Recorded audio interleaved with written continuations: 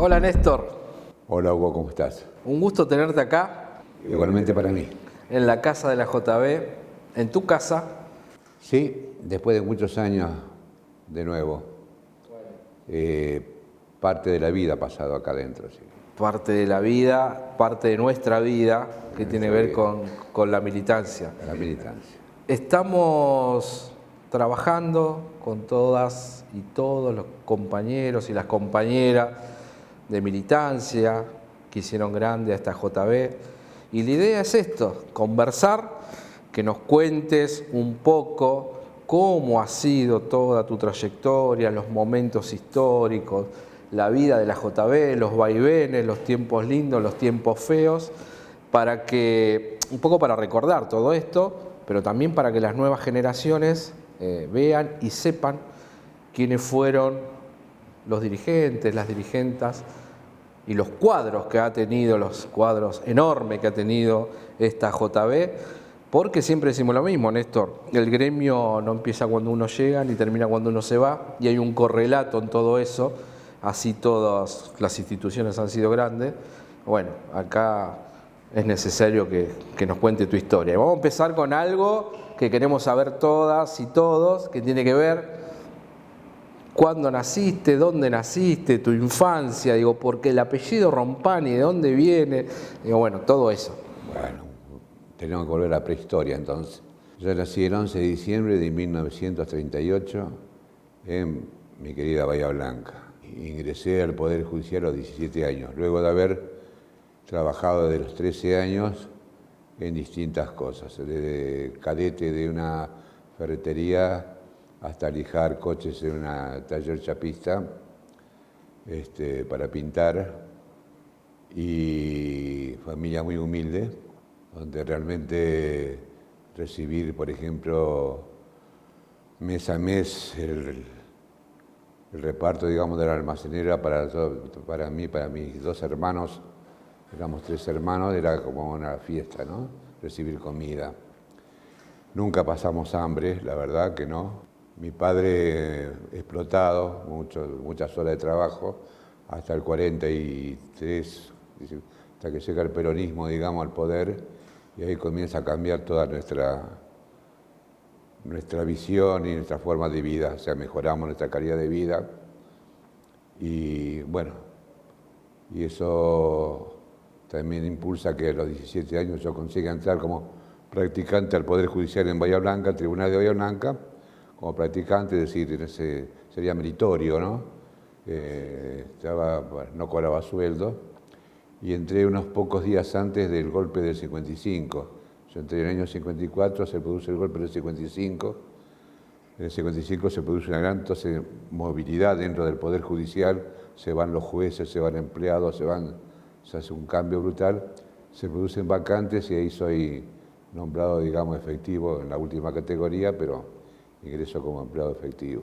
Antes de todo eso, recuerdos, escuela primaria, amigos, juegos a la tarde, en la calle, ¿qué imágenes tenés de eso? Bueno, la verdad que mi infancia ha sido hermosa, realmente.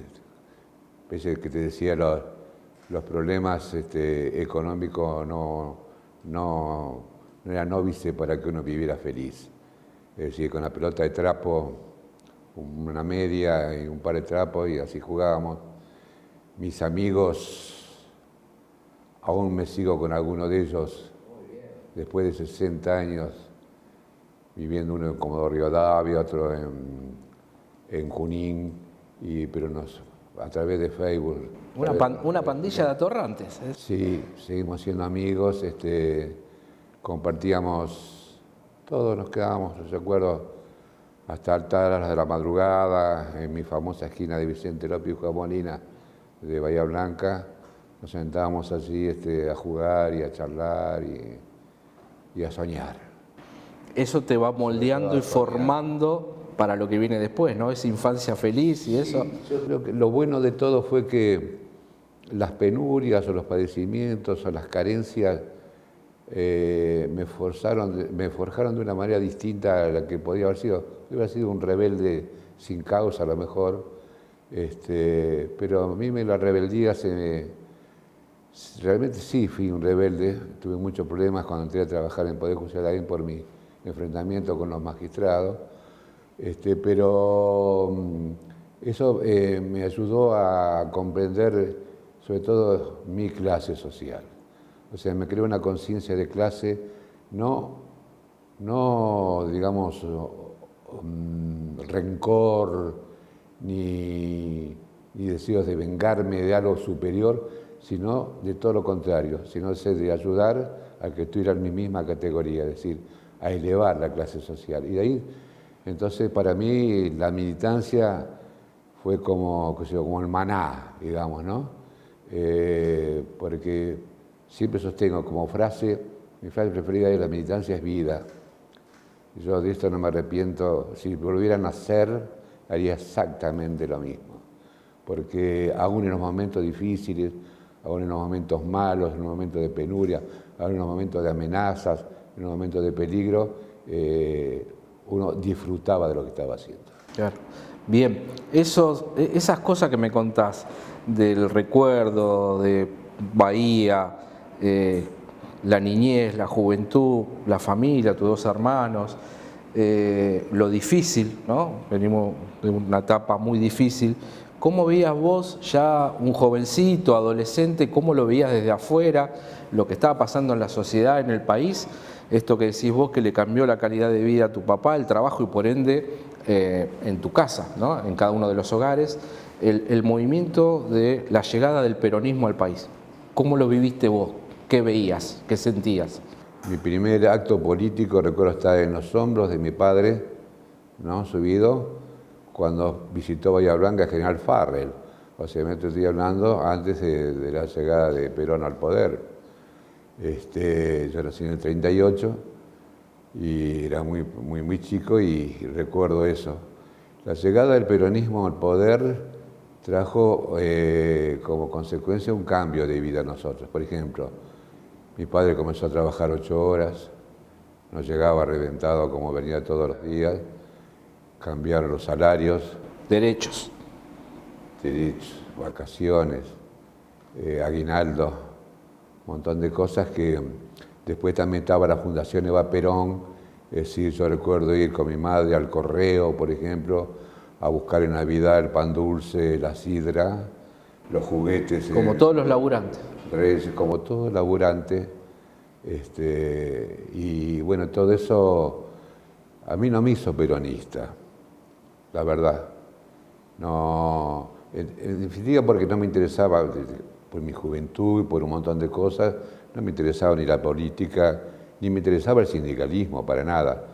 O sea, todo empieza, digamos, se hace un clip en un momento determinado en Bahía Blanca, cuando ya en La Plata, San Isidro, creo que 2 o 3 departamentales, ya había movimientos sindicales previo al 60, mucho antes de que se formara la AJB como institución, digamos,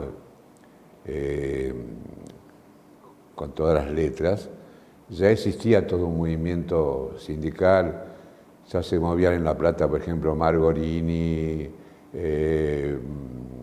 Módena, Rodolfo Módena, Bicho Rojas, el doctor Rojas, el hermano de Ricardo, uno de los hermanos, el hermano mayor, y ya había todo, claro, Bicho, había todo un movimiento que se estaba gestando.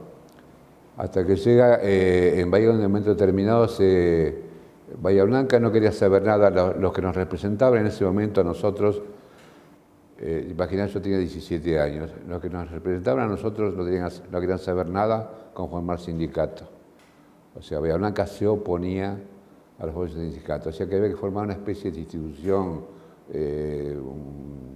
un club de judiciales, donde había jueces, abogados, todo junto. Hasta que en un momento determinado se convoca una asamblea. Bahía, a pedido que venía de La Plata, venía el pedido de si hacíamos una asamblea. Y yo recuerdo, bueno, ahí fue mi primer vivencia con el sindicalismo, ¿no? Nunca había visto algo similar. el hall, por ejemplo, Tribunales de Bahía Blanca no era techado en esa época, era todo abierto.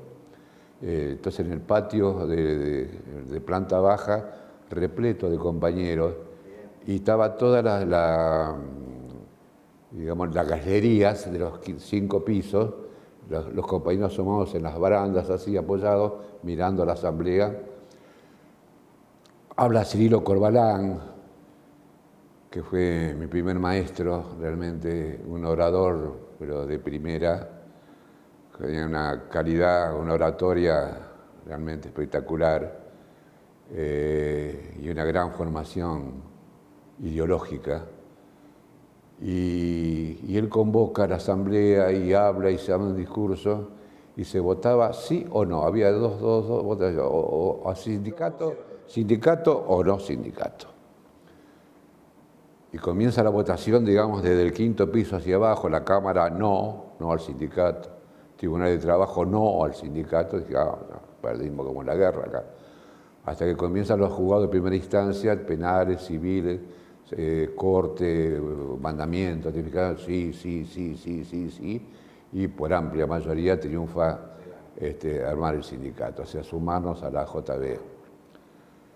Y mi primera experiencia fue en calle 13, 49 y 48, 49, donde estaba la vieja sede de la Asociación Judicial, que ahí lo conocía Antonio Cortina, lo conocía Omar Gorini. Yo vine acompañando a José Crisol, me acuerdo que era el único que nos representaba en ese momento en Bahía, que iba, venía, pedía plata para que hacía la colecta, porque, claro, teníamos personalidad gremial. Y yo lo que me pidió que lo acompañara en esa oportunidad, porque como yo había hablado en la asamblea, yo nunca había hablado. Y claro, primero con mucho miedo a hablar en público así, hasta que me gustó. Y me gustaba ahí lo conocí Rubén Áñez también ese día, en esa asamblea, que fue mi compañero durante muchísimos años en Bahía Blanca. Y bueno, y ahí comenzó mi amor por el sindicalismo. O sea, ese era mi lugar en el mundo, digamos, ¿no? Ahí descubrí que adquiría una conciencia distinta. Y el hecho de haber hablado en la asamblea es importante, es muy importante. Ahora vamos a ir a eso. Me quedé con algo que dijiste que para mí es muy importante. El haber entrado al Poder Judicial y haber tenido trabajos anteriores. Eso es muy bueno porque hoy se ve también falta de oportunidades, hay un montón de cuestiones, pero como hay muchos chicos abogados y chicas abogadas y es como que es el primer trabajo. Eso, haber trabajado, haber ido a buscar el mango, pichulearlo, que te negren, que tener pocos derechos afuera, con los trabajos que hiciste vos, ¿te sirvió o no te sirvió para después entrar al Poder Judicial, para ver otra realidad, para comparar? Digo.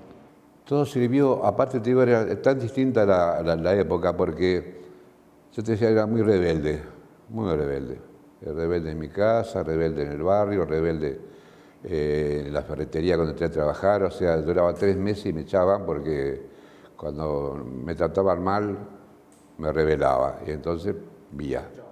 Pero la ventaja que tenía es que te echaban de un lado y cruzabas la calle y te conseguías trabajo al enfrente. Es decir, había trabajo, pese a que eras un pibe. Y entonces el trabajo también te forma.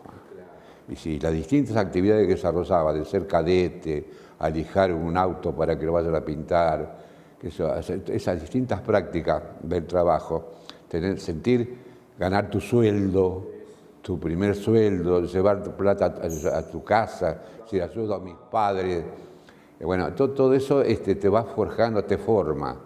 Y yo tuve la suerte no solamente de que esas vivencias me forjaron, sino si hay una riqueza que yo he logrado en mi vida es que siempre estuve rodeado de excelentes maestros. En lo laboral, para aprender a trabajar dentro de tribunales, y en lo sindical, y en lo político. Bien. Es decir, y eso te marca una línea. Con una ideología, con compañeros que la misma vereda. Nunca cambiaban de vereda. Y entonces eso, dije, esta es la vereda, no hay que cambiar. Podés cambiar de camiseta, Por ejemplo, vamos a llegar a que por qué estuve en el radicalismo y no estoy más en el radicalismo, ¿no? Si cambio de camiseta, si eres un traidor, no, lo que yo no cambio es ideología. Eso va con uno. La ideología supera para mí la situación partidaria, ¿no? Claro. Hay una ideología, tenés un objetivo de clase, un objetivo de país, un objetivo de sociedad. Bueno, uno pelea por eso, no importa la camiseta que te pongan, la de Boca, la de River, la de Chacarita, la que fuere. Entraste a tribunales, ya con haber tenido una experiencia en lo laboral anterior y como decís vos, en el ambiente, en los albores del peronismo, sin sentirte parte del peronismo, pero entendiendo ese fenómeno social que ocurría en Bahía Blanca y en el país. ¿A qué fuero entraste y qué fue lo que más te llamó la atención en esos primeros años de trabajo? Yo entré en fuero civil, siempre trabajé en lo civil. Entré en un juzgado civil de primera instancia y siempre me mantuve allí. La experiencia fue ir viendo también cómo dentro del Poder Judicial, ya lo aprendí eso de muy joven, se diferenciaba al poderoso con respecto al humilde. ¿Sí? Frente mío estaba el Tribunal de Trabajo, por ejemplo. Yo trabajo en un juego civil y en la galería de enfrente había un Tribunal de Trabajo. Y yo veía cómo, por ejemplo, el obrero, cuando iba a discutir un problema por indemnización, estaba esperando en el pasillo mientras el patrón, digamos, o dueño de la empresa que fuere, o el empresario, estaba tomando café con el juez. Claro.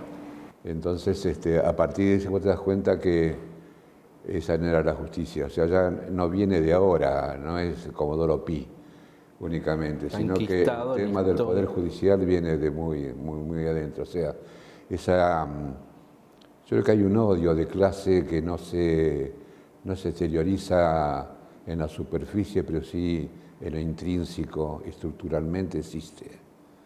Es decir, no existe, por ejemplo, quizás de nosotros hacia arriba, pero de arriba hacia abajo existe un odio. Es muy claro y evidente, y con el paso de los años... Y se odia al que quiere crecer también, ¿no? Claro.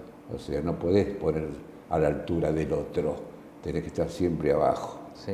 No dejar que el otro te alcance. El problema... Eso ya lo viví de movida. Claro, ahí te diste cuenta. Digo, ese es el andamiaje tuyo de la vida que llevabas y de venir de un lado, enseguida uno se da cuenta de esas cosas que pasan. Bien, bueno, trabajás ahí, te vas realizando, viene el golpe del 55, digo, con todo lo que significa un golpe de Estado en el país, y ahí empezar a hablar con los compañeros, las compañeras, y lo que contaste antes, los albores de la fundación de la JB, ¿no? El sindicalismo, la relación. Sí, eso lo viví todo, es decir,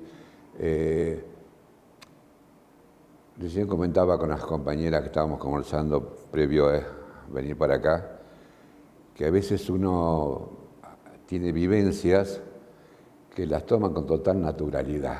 O sea, ocurrió y ocurrió. Y ahora cuando mirás hacia atrás, a través de los años, y la pucha, yo viví eso. Yo pasé por esa experiencia. Pero en ese momento es natural. Si me toca vivir esto, claro, lo vivo, el día siguiente vivo otra cosa. Uno lo dimensiona seguir desarrollando, claro.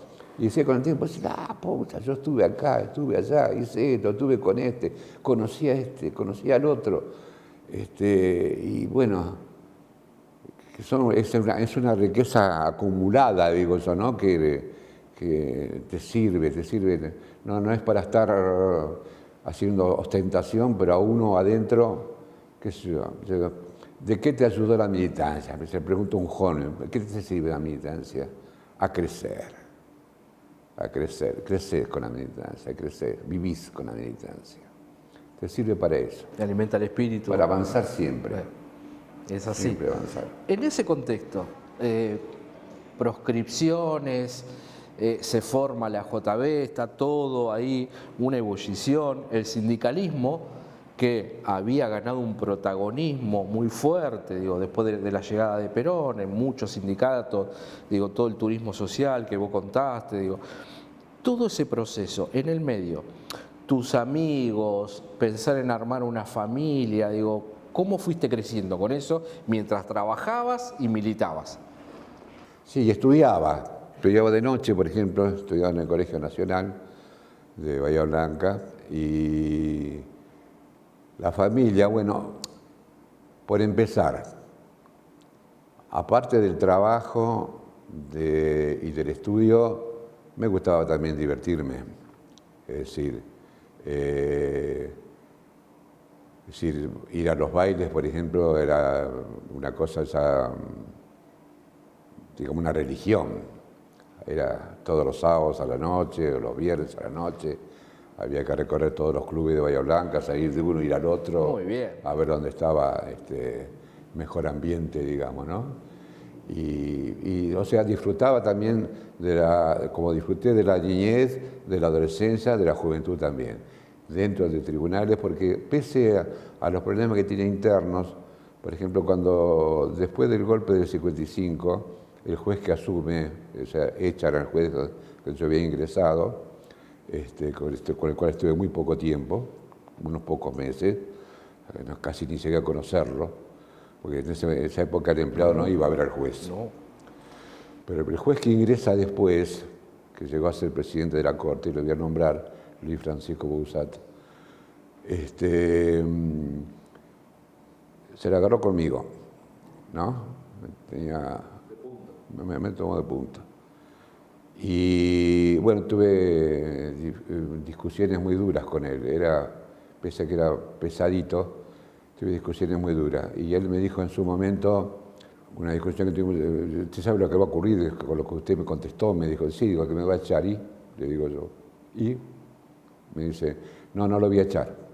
Pero mientras yo esté acá y yo esté acá, usted no va a ascender nunca. ¿Alguna otra cosa, doctor? No, bueno, pues gracias, pum, se le pegó un portazo y me fui. Y no me ascendió nunca. Después lo ascendieron a camarista, se fue y después sí ascendí. Después se fue. Apoyaste ese ascenso, seguro, obviamente. Él se fue de camarista y después llegó hasta la corte. Después hay una anécdota cuando yo ya era secretario general del gremio y discutí con él y él me mira y me dice, ¿usted es Rompani? Me dice. Digo, sí, doctor, pasaron los años y sigue en la misma, y sí, con la misma posición, usted también sigue en la misma. Claro, claro. Bueno, la vuelta de la vida te lleva, ¿no? En un tribunal, en un juzgado, una departamental y después los dos en un mismo escenario. Exactamente. Bueno, en ese contexto que iba pasando en la Argentina, en el mundo, vino el gobierno de Frondizi, golpes de Estado, el gobierno de Ilía, la dictadura después de Onganía, tenemos todo un contexto muy complejo que se estaba dando no solo acá, sino cómo estaba el mundo en ese entonces. ¿Cómo fuiste trabajando en el sindicalismo, rodeándote de compañeras y compañeros en la JB, acá en La Plata, en la departamental y además otras relaciones que uno siempre tiene con militantes de otros sindicatos? ¿Cómo fue ese proceso y ese crecimiento? Yo tenía cierta confrontación con el sindicalismo peronista, digamos, de Bahía Blanca, porque, bueno, no me gustaba el proceder, o sea, lo que nosotros en esa época denominamos la burocracia sindical, ¿no? Sí, cómo se elegían a los... Nosotros habíamos nacido democráticamente, o sea, con asambleas, se resolvía la asamblea, solo se discutía, y al dirigente lo elegían los compañeros, no lo elegíamos nosotros a dedo, no nos elegíamos nosotros mismos. Pero a su vez también tenía, en lo personal, buena relación con algunos dirigentes. Tal es así, que sea que cuando en los finales, me adelanto un poco, ¿no? Los finales del golpe del 76, o sea, en el año 82, que se empieza a normalizar el movimiento sindical bahiense, que se llamaba CGT, siendo movimiento sindical bahiense, pero que se reúnen todos los sindicatos. A mí me nombran co-secretario general de la CGT de Bahía Blanca por la representación que teníamos como judiciales. O sea, porque los que movilizábamos en Bahía Blanca eran los judiciales. La prueba está que en un momento determinado se nos denominó en la provincia el perro verde del sindicalismo, ¿no? Porque éramos distintos a todos. Como en épocas de la democracia, cuando volvía la democracia, en la época o de Frondizi o de Ilia, los que eran candidatos a diputados de la provincia venían acá, a este local de calle 50, a reunirse con nosotros, los que eran candidatos, porque sacarse una foto con los dirigentes sindicales y judiciales Garpaba. Claro. Era sacar chapa. Era así. Claro. Entonces, bueno, esa relación que vas viendo también es parte de tu crecimiento. Lo bueno que tenían algunos dirigentes, lo malo que tenían algunos dirigentes en Bahía también tiene que ver con esta fortaleza que describías vos al principio, de cómo te van formando, ¿no? Como persona, como dirigente, cómo te van formando en la vida. Y en la JB, cuando venías acá, digo, cuando conociste al Bicho, que vos nombrabas, a Cortina, a Gorini, digo, ¿qué rescatás de esos compañeros y de otros compañeros y compañeras de esa etapa inicial de la JB, los albores de la fundación de la JB? Bueno, yo cosecho, rescato todo, es decir, yo creo que el entorno también lo hace a uno, ¿no? Es decir, la compañía, con quien te rodeás, te va formando. Si uno difícil se forme solo, sino que el entorno te va creando, te va formando. Y ese entorno de Cortina, de Gorini. Yo venía a La Plata, por ejemplo, y paraba en casa de ellos.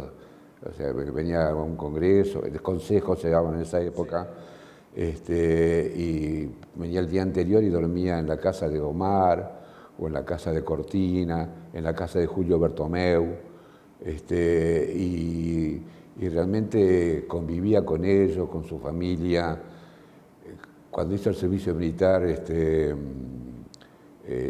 hijo de Omar, Emilio paró en mi casa en Bahía Blanca todo el año, él comía en casa, cuando yo vivía en Bahía Blanca, y a mí todavía me decían, había compañeros que me decían, tenés cuidado porque te tienen en la lista negra, vos tenés al hijo de un comunista en tu casa, no, que yo, a mí me importaba. Eso es la militancia. La verdad. Eso es la militancia. No sé si era inconsciencia, no, ahora voy a pensar con el tiempo, pero era el hijo de Omar, era Emilio, aparte, bueno, Emilio para mí fue como un hijo más. Claro, claro. En eso que compartían ustedes tantas cosas, compartís la vida, no solo el gremio. Todo, porque aparte también cuando vivíamos, que yo dormía con ellos y almorzaba con ellos, entonces charlas de un montón de cosas. Y también la ideología te la vas formando vos, no vos tenés tu propia ideología, pero también hay algo se va moldeando. Te va moldeando y te va haciendo crecer también, te alimenta, y te va alimentando permanentemente, ¿no? Sí, y te hace pensar cada vez más. Y yo creo que en Bahía Blanca nos ayudaba mucho el hecho de que teníamos mucho contacto con los compañeros, es decir, recorrer permanentemente los lugares de trabajo. Era eso, fundamental. Nos poníamos, como pero lunes íbamos a recorrer quinto y cuarto piso, íbamos a charlar el martes recorremos el tercero y el segundo, nos fijábamos un plan y así, y entonces si había un problema, por ejemplo, de un ascenso, que alguien que le correspondía ascender y el juez nombraba a otro que de afuera, inmediatamente movilización frente al juzgado, marcha atrás y se nombraba a quien correspondía. O sea, nos hacíamos valer y teníamos mucho poder de movilización, mucho poder de movilización.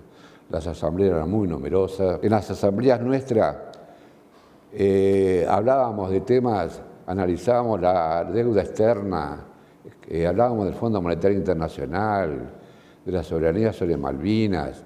Y decía, Sí. Es que se discutía eso, las asambleas, no únicamente la porcentualidad, salario, o el aumento salarial, no, se discutía todo. Porque yo decía, hablemos de economía, si dejamos que la economía la manejen los economistas, siempre decía eso a los compañeros, estamos listos, nosotros tenemos que hablar de economía, hablemos de política, pues si dejamos que la política la manejen los políticos, estamos listos, hablemos nosotros de política, hablemos de nuestra clase, hablemos cuál es el enemigo en realidad. El enemigo no es el adversario que no piensa como nosotros, el enemigo está mucho más arriba. Y tiene un plan. Maneja los hilos, nosotros somos marionetas. Y tiene un plan. Bueno, y una edad... Y tiene conciencia de clase. Claro, sí. Que lo tenemos nosotros. Sí, evidentemente. Y una edad, porque esto se refleja en las asambleas y uno cuando ha sido representante y dirigente lo va viendo. En ese debate entre los más chicos, los más grandes, la experiencia de los más grandes, a veces iban jubilados a la asamblea, uno se va nutriendo y saca cosas, esto es nuevo, esto sirvió en su momento. Bueno, y va construyendo todo eso para después traerlo acá a La Plata, a la provincia. Bueno, en Bahía resolvimos esto.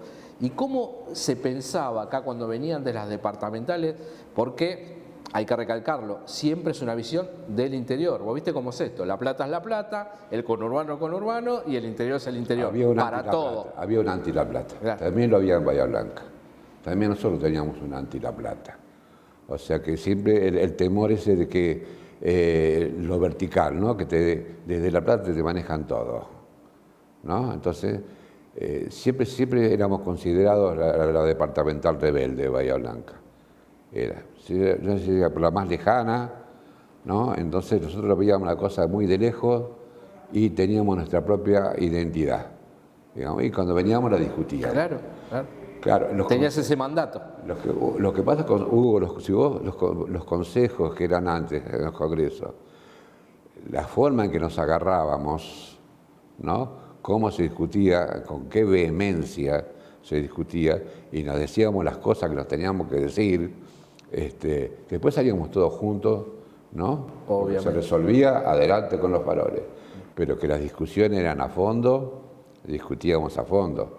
Se peleaba a fondo y con mucha vehemencia, mucho temperamento. Éramos todos temperamentales, muy temperamentales, o sea, de mucho temperamento. Está bien, había pasado un proceso de ebullición donde la gente participaba. Y aparte teníamos mucho poder de movilización, nos sentíamos representativos, eso es lo importante. Claro, con respaldo. Acá se hacían movilizaciones cuando peleábamos por la ley porcentual, pero de 2, 3 cuadras de compañeros judiciales, pero abarcando toda la calle. Cortábamos totalmente el tránsito, pero veníamos colectivos de toda la parte, de toda la provincia. Si nosotros veníamos de Bahía Blanca en micros de línea, con 3 grados bajo cero, 4 grados bajo cero. Sin autopistas todavía. Con una garrafa en el micro, muertos de frío, con los vidrios a veces del micro roto, muertos de frío, dormíamos acá muertos de frío, porque nos alojaban en cualquier lado. Y bueno, pero eso te daba vida, realmente. Eso es la militancia. Se funda el gremio, Néstor. Empieza algo nuevo, cómo compramos sede, cómo conseguimos una casa, cómo compramos sede en las departamentales. Todo ese proceso y el que sigue, cómo lo vivieron, cómo lo soñaron. Digo, porque no es fácil.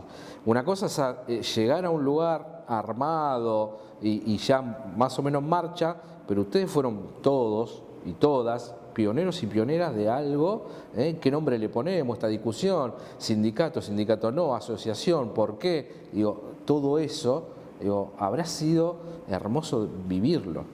Sí, pero había liderazgo, es decir, Omar Gorini, Cortina, Módena, Rojas, toda esa época, Ceruzzi, Ochandorena, que había de San Isidro.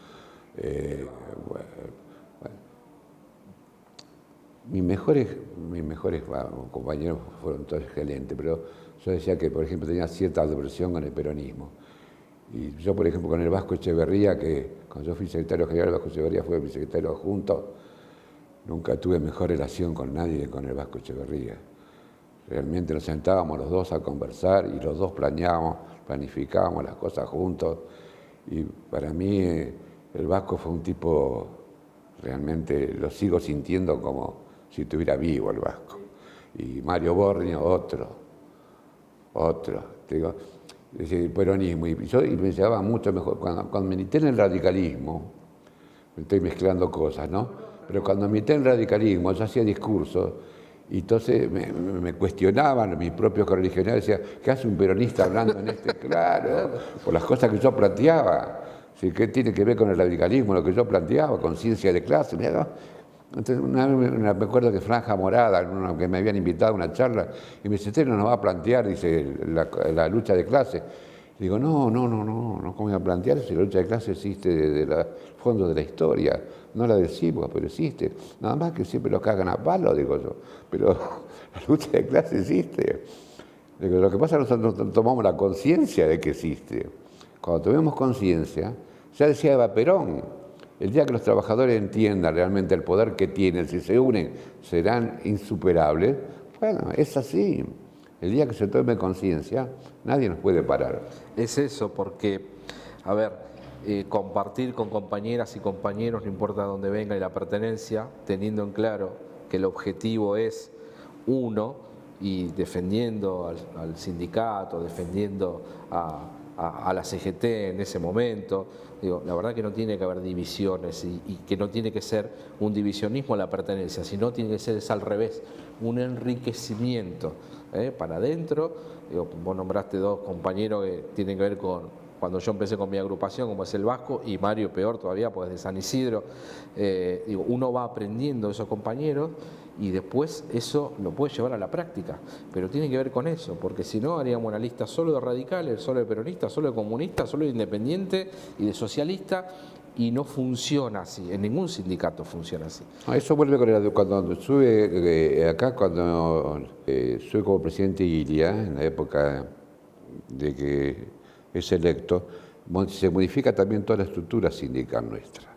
Es decir, porque aparecen las agrupaciones políticas, Ahí que hasta está. ahí no existían. Ahí está. Ahí éramos toda una sola lista, que era la lista verde, ¿no? Que era la agrupación asociación, digamos, Sí. y estábamos todos.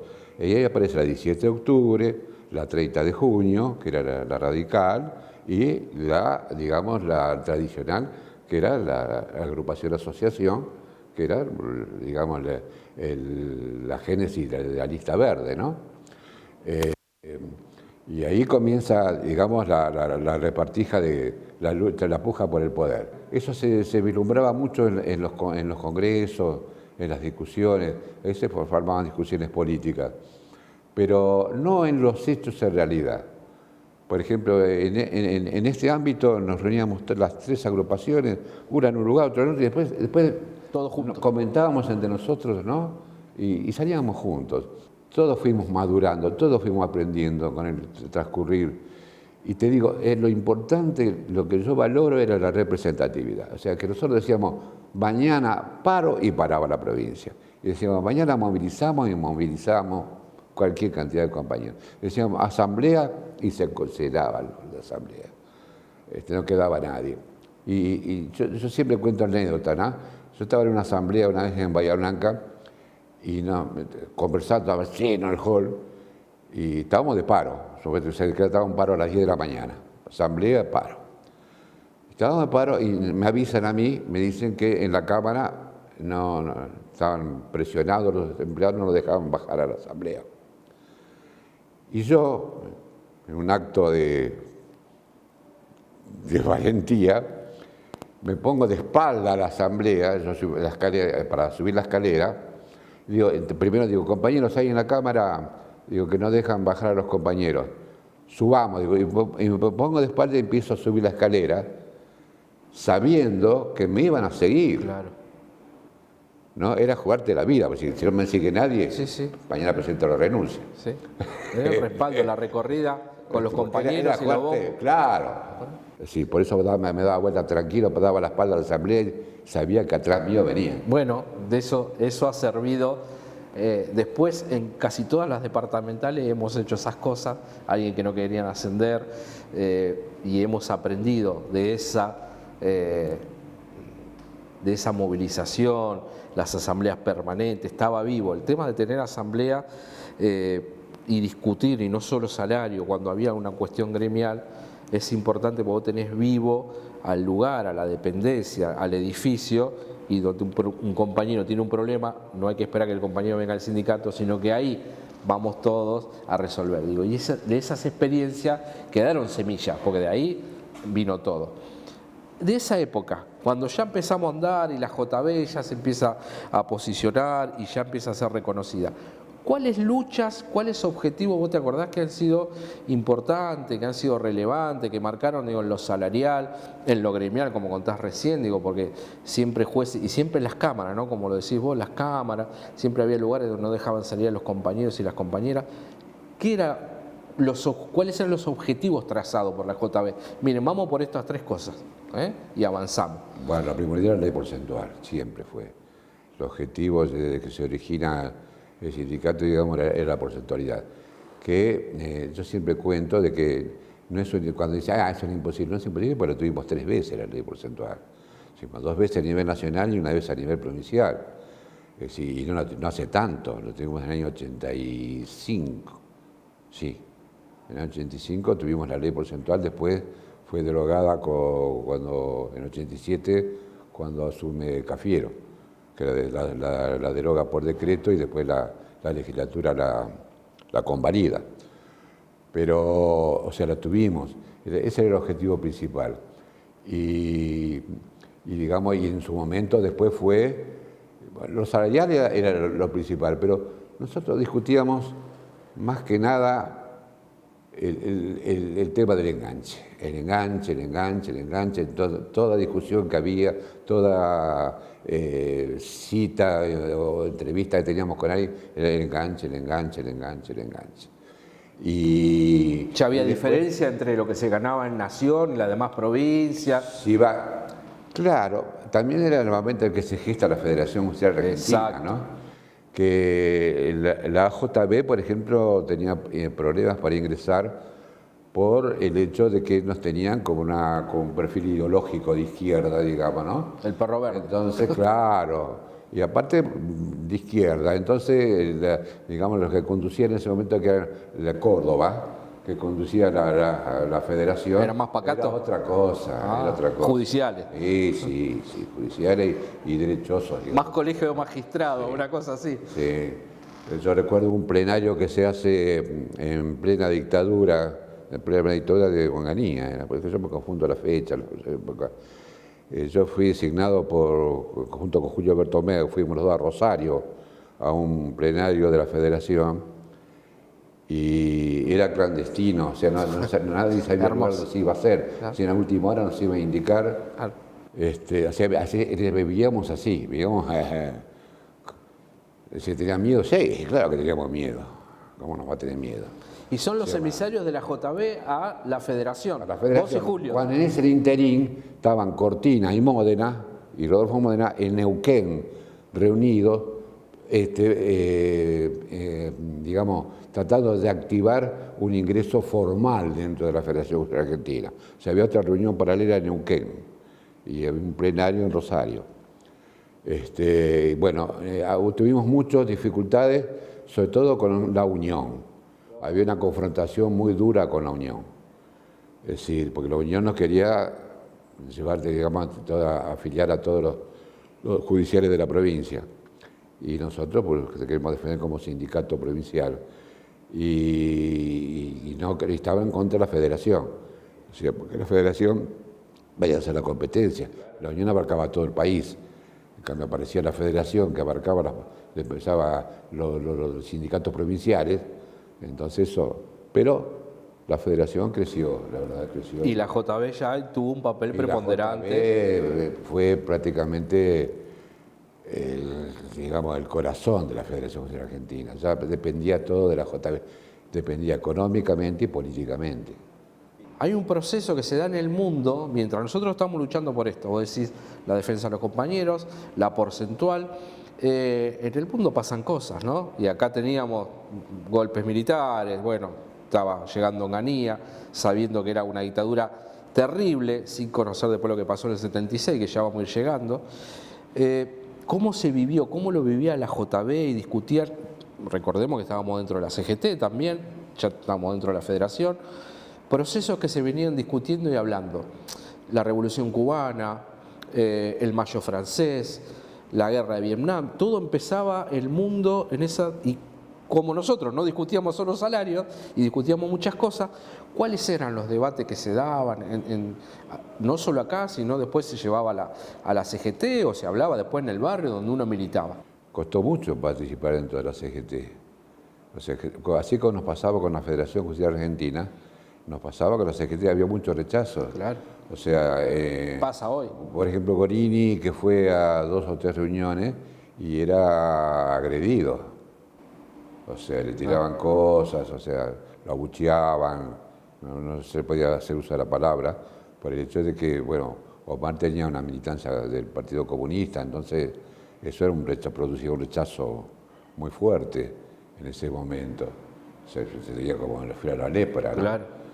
Y O sea, nosotros a ese nivel no discutíamos esas cosas, sí los discutíamos en interno, pero no los llevábamos, por ejemplo, el tema del mancho francés o de la Revolución Cubana, todo eso en las asambleas no lo discutíamos. Discutíamos, sí, los temas a nivel nacional, a nivel internacional, pero sin entrar en lo específico, digamos. Por lo menos yo no recuerdo haberlo discutido. Estaría mintiendo si yo alguna vez planteé en una asamblea el tema de... Acá se discutía, cubana. Se debatía, digo, ¿está pasando esto? En lo interno sí, en lo interno se discutía. Claro. En lo interno sí, a nivel... Un nuevo paradigma, ¿cómo nos posicionamos? A nivel dirigencial se discutía. Nos posicionábamos siempre del lado de... siempre anti-yanqui, digamos, ¿no? Partíamos de esa base. Todo lo que fuera yanqui era anti. Ese proceso, digo, el mayo francés, pues viene el cordobazo, digo, Agustín Tosco, digo, los compañeros López, la lucha que se da en la Argentina contra un gobierno muy duro de Onganía, ya con problemas para la clase política, para la clase sindicalista, artistas que por primera vez sufren censura, digo, estaban los albores del rock nacional, todo eso, ¿cómo se vivía? En la calle y acá adentro. Yo creo que nosotros crecimos en esa época, crecimos, digamos, en lo interno crecimos, nosotros nos abroquelamos mucho, o sea, como cuerpo, digamos, institucionalmente, codo a codo crecimos mucho. Lo de Agustín Tosco pegó mucho a nosotros fuimos parte del comité que se había creado pidiendo la liberación de Agustín Tosco. O sea, cuando Agustín Tosco es liberado viene a visitar nuestro gremio que estaba en la calle 61, no recuerdo bien, teníamos una casita y no me acuerdo. Y fue una época de mucha militancia, pese a las restricciones que había, se militaba mucho más. Se iba fortaleciendo la conciencia, claro. La conciencia sindical, la conciencia de clase. Yo creo que el tema de la represión nos hacía crecer. Es decir, realmente, en vez de atemorizarnos y retroceder, nos hacía dar un paso hacia adelante. Más solidaridad. Sí, más... mentalmente, intelectualmente, nos dábamos un paso siempre adelante.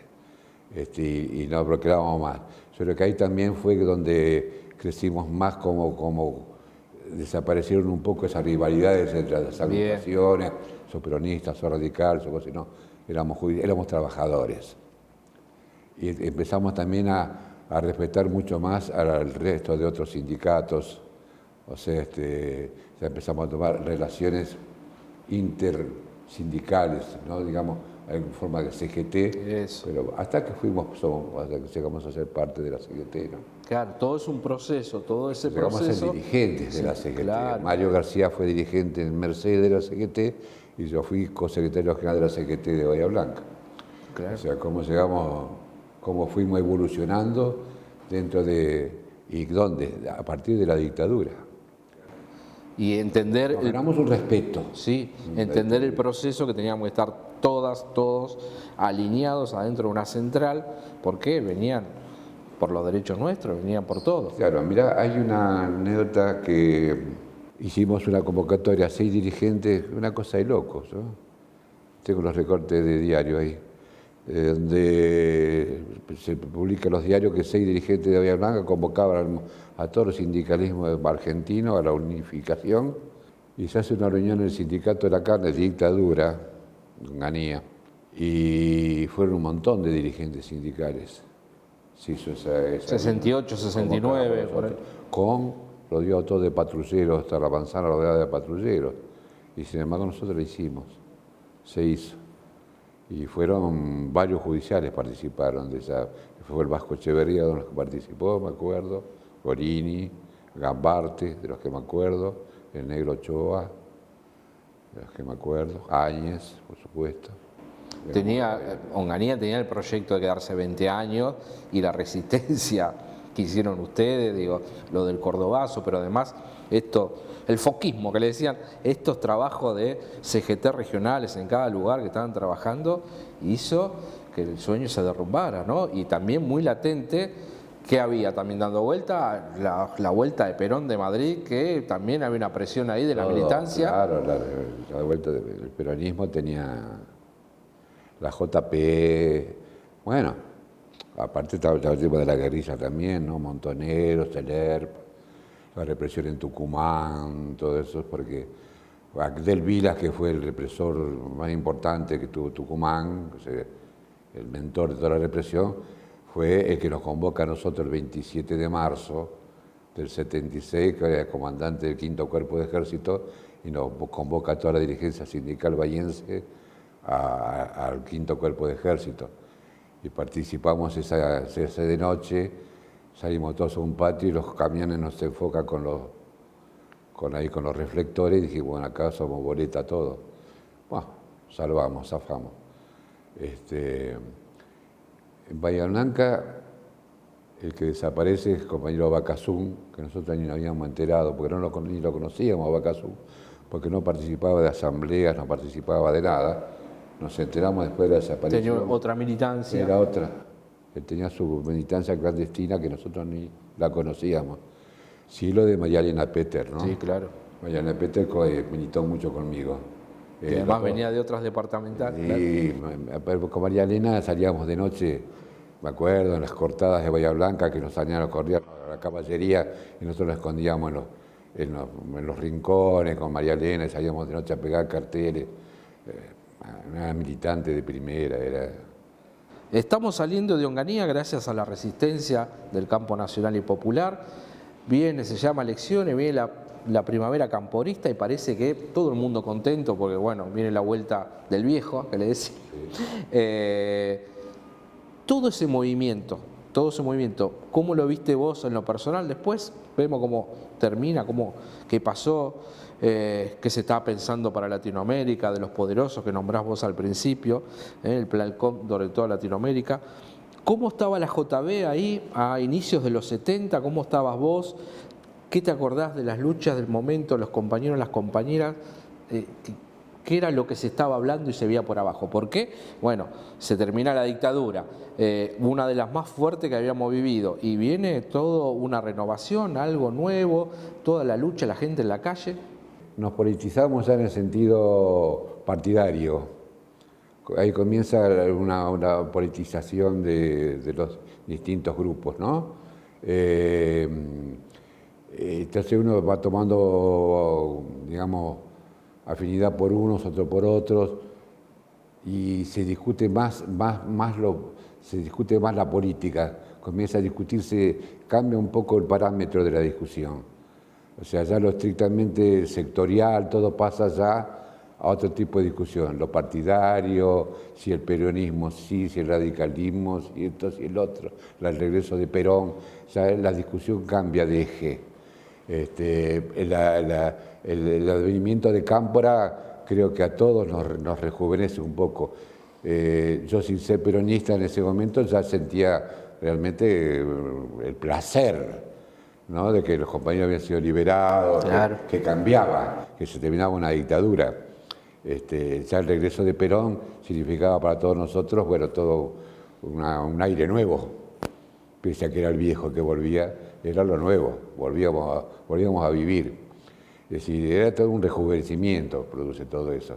Yo creo que en toda la clase política, la clase dirigencial, o sea, se produce todo un clip, se modifica todo, modificamos mentalmente, estructuralmente, modificamos todo. La JB en ese momento, digo, viene principio de cuando viene Cámpora, ¿cómo estábamos salarialmente, con derechos? Digo, ¿qué te acordás que habíamos comprado algún camping, algo? Digo, ¿cómo estábamos en afiliaciones? Digo, ese momento también, por el rejuvenecer político, salís de una dictadura y vos decís, nos juntamos en la clandestinidad, estaban las Olimpiadas, nos juntamos a jugar a la pelota con la excusa de juntarnos, para eso sirvió el tema de las Olimpiadas. Digo, cuando viene esto que ya... ¿Cómo estaba la JB? ¿Cómo estaban los salarios nuestros? Que nunca dejamos de crecer. Siempre crecíamos salarialmente, O sea, realmente crecíamos por el lado, siempre le encontrábamos la vuelta, no sería la porcentualidad, los momentos que eligió la porcentualidad, perfecto, pero también hubo un momento que eligió la porcentualidad, pero no se respetaba. O sea, que también hicimos paros porque no se respetaba. Bien. Estando la ley, o sea, los jueces lograban sus aumentos por su lado. Y nosotros nada. No.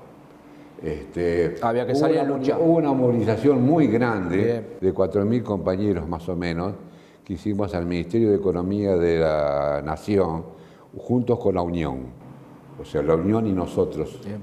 Por primera vez hicimos una movilización juntos, por primera y única vez que nos unimos con la Unión. Y juntamos y a la semana, al mes, aparece la ley porcentual. Y también la reincorporación de los compañeros. Porque también esa movilización era permitió y se reincorporan un montón de compañeros a través de esa movilización. Milioranza, De la Arena, Bersesi, los que me acuerdo, que habían sido dejados de cesar antes. Pasa lo de la primavera camporista y pasa lo que decís vos, ¿no? Se politiza mucho y las cosas no resultan como uno la planea. Para el campo popular casi nunca. Viene el Rodrigazo, viene toda una ebullición que hay en la Argentina, con un menoscabo en lo salarial y de derechos para compañeras y compañeros, y viene la noche más negra y más larga de la Argentina, que es el golpe del 24 de marzo del 76. Todo ese proceso, ahí cuando arranca, como me contabas recién, que los reunieron ahí en Bahía, cómo lo vivimos, cómo empezamos a juntarnos, ya oían ustedes, se vislumbraba que era mucho peor que lo de Onganía, y que se llevaban compañeras. El 23 de marzo, el día anterior al golpe, acá se hace en La Plata una asamblea provincial, donde ya ves, nosotros ya nos damos cuenta que el golpe ya era evidente, donde nosotros rechazábamos la posibilidad del golpe y defendíamos la democracia. Se hace el 23 a la noche, a la tardecita, se hace una asamblea acá en tribunales de calle 13, hicimos la asamblea. O sea, ya veíamos venir, ya sabíamos que el golpe se venía. Y el golpe fue un golpe, realmente. Nosotros, por ejemplo, en esa época en Bahía Blanca nos reuníamos en una sede que estaba en la calle 55, no teníamos sede propia en esa época, sino que se llamaban auxiliares de justicia, donde estaban martilleros, jueces, abogados, todo junto, era una especie de club, y ahí teníamos la sede nosotros. Bueno, ahí nos cierran, nos dejan afuera, y no teníamos lugar donde reunirnos, y nos reuníamos en tribunales, ¿no? O sea, hacíamos las reuniones en tribunales. No teníamos miedo, o sea, cuando zafamos, yo creo que el 24, ese día que nos convocan al 5º Cuerpo de Ejército, cuando salíamos, habíamos ido Cabello, Áñez, mi esposa y yo. Los 4 habíamos ido a esa reunión al 5º Cuerpo. Cuando salimos de ahí, me acuerdo que Cabello tenía un torino blanco, no me olvido nunca de eso, veíamos y dijimos, bueno, cuando cruzamos el Parque de Mayo, ahí nos deben estar esperando, ahí nos hacen boleta. Bueno, llegamos y no podíamos creer que estábamos vivos. Con el tiempo, yo siempre tuve la idea de que a nosotros nos salvó un abogado, que era íntimo amigo de Abdel Vilas. El tipo lo visitaba mucho en el colegio y tenía muy buena relación con nosotros. Entonces, por ejemplo, a mí me iban a ver los montoneros cuando nosotros estábamos, porque en la dictadura seguimos haciendo paro y me iban a ver los servicios a preguntarme, che, Rompani, si vos sabés todo, ¿por qué me venía a preguntar a mí? Salió en el diario lo que vamos a hacer, ayer tenemos paro. En una asamblea estaba el tipo parado en la puerta y yo digo, compañero, voy a pedir un aplauso para el compañero de servicio que está por ahí, ¿no? Que nos está notando. ¿Quién era secretario general cuando viene el golpe? ¿Cómo hacíamos para reunirnos? El tema de las Olimpiadas, ¿cómo crees vos que es importante el tema de las Olimpiadas en ese proceso? ¿Y cómo hacíamos esto de los teléfonos, ¿no? Porque hoy parece medio loco que están los celulares, las redes sociales. Para llamar a alguien hay novedades de Bahía, acá en La Plata, y no puedo hablar porque mirá, parece que nos están persiguiendo. ¿Cómo era ese contexto? Digo, muy fuerte después del golpe, 76, 77, 78, y después vamos a hablar de qué pasa, por qué nos perseguían a nosotros, digo, por la imposición de un plan económico que vino Martínez de Oz y nos pulverizó a todos. Digo, pero ¿cómo era hablar y ver con los compañeros, cuídense, cuidémonos, qué novedades hay, desde el Bahía Blanca hacia acá, digo, y en qué estaba la asociación a nivel provincial? Bueno, el secretario general era Rubén Andrioli cuando el golpe del 76. ¿De dónde era? ¿De qué departamental era? La Plata. Él era de acá. La Plata. Andrioli con Hugo Cañón, que después fue fiscal federal, que fue uno de los que tuvo contra la ley de evidencia de vida y punto final, el único fiscal que él y Luis Cotter, que los dos fueron dirigentes de la asociación judicial. El orgullo. El orgullo. Ellos hicieron una huelga de hambre en esa época, con Silva Acevedo, que también llegó a ser camarista después, también en Bahía Blanca, era de acá de La Plata, pero fue camarista en Bahía. Y eso, y después el de la mente de Omar Gorini, porque Omar Gorini tenía esa mente prodigiosa realmente. Y él idea el tema de las Olimpiadas, todo, que después lo traslada a la Federación. La Federación estaba Fernández Novoa, que era de Río Negro, Eduardo. Y se hacen Olimpiadas nacionales y Olimpiadas provinciales, bien, con mucho éxito. Había prohibición de reunirse, hay que decirlo. Mucho éxito. Entonces había que buscarle la vuelta. Un festival. Organizábamos, no teníamos personalidad gremial, pedíamos la plata a los compañeros, hacíamos colecta, o poníamos plata a nosotros, siempre había algo que nos bancaba para poder hacer las Olimpiadas, y las llevábamos adelante. Ya habíamos logrado en dictadura, teníamos el camping de Miramar. Bien. Porque el camping de Miramar lo logramos en dictadura. Y después se blanquea, después. Sí, después se blanquea, pero lo logramos en dictadura. Cuando la dictadura también deja cesante a 400 compañeros de la Justicia de Paz, en plena feria, yo estaba en el camping de Miramar veraneando, con Berto Meurer, Vasco Echeverría, Mendivil, estábamos todos en el camping de Miramar. Y entonces nos enteramos que la Corte iba a sacar una acordada donde eliminaba la Justicia de Paz y quedaban 400 compañeros en la calle. Nos vinimos todos de Miramar, vinimos de toda la provincia, convocamos a todos los compañeros de la provincia que estaban en sus lugares, hicimos una asamblea en 13, pedimos una reunión con la Corte, lo reunimos con la Corte, y de la mente de Omar sale la idea de convertir los juzgados de paz en oficinas de mandamiento y notificaciones, y que ningún compañero queda cesante. Logramos realmente revertir. En pleno enero.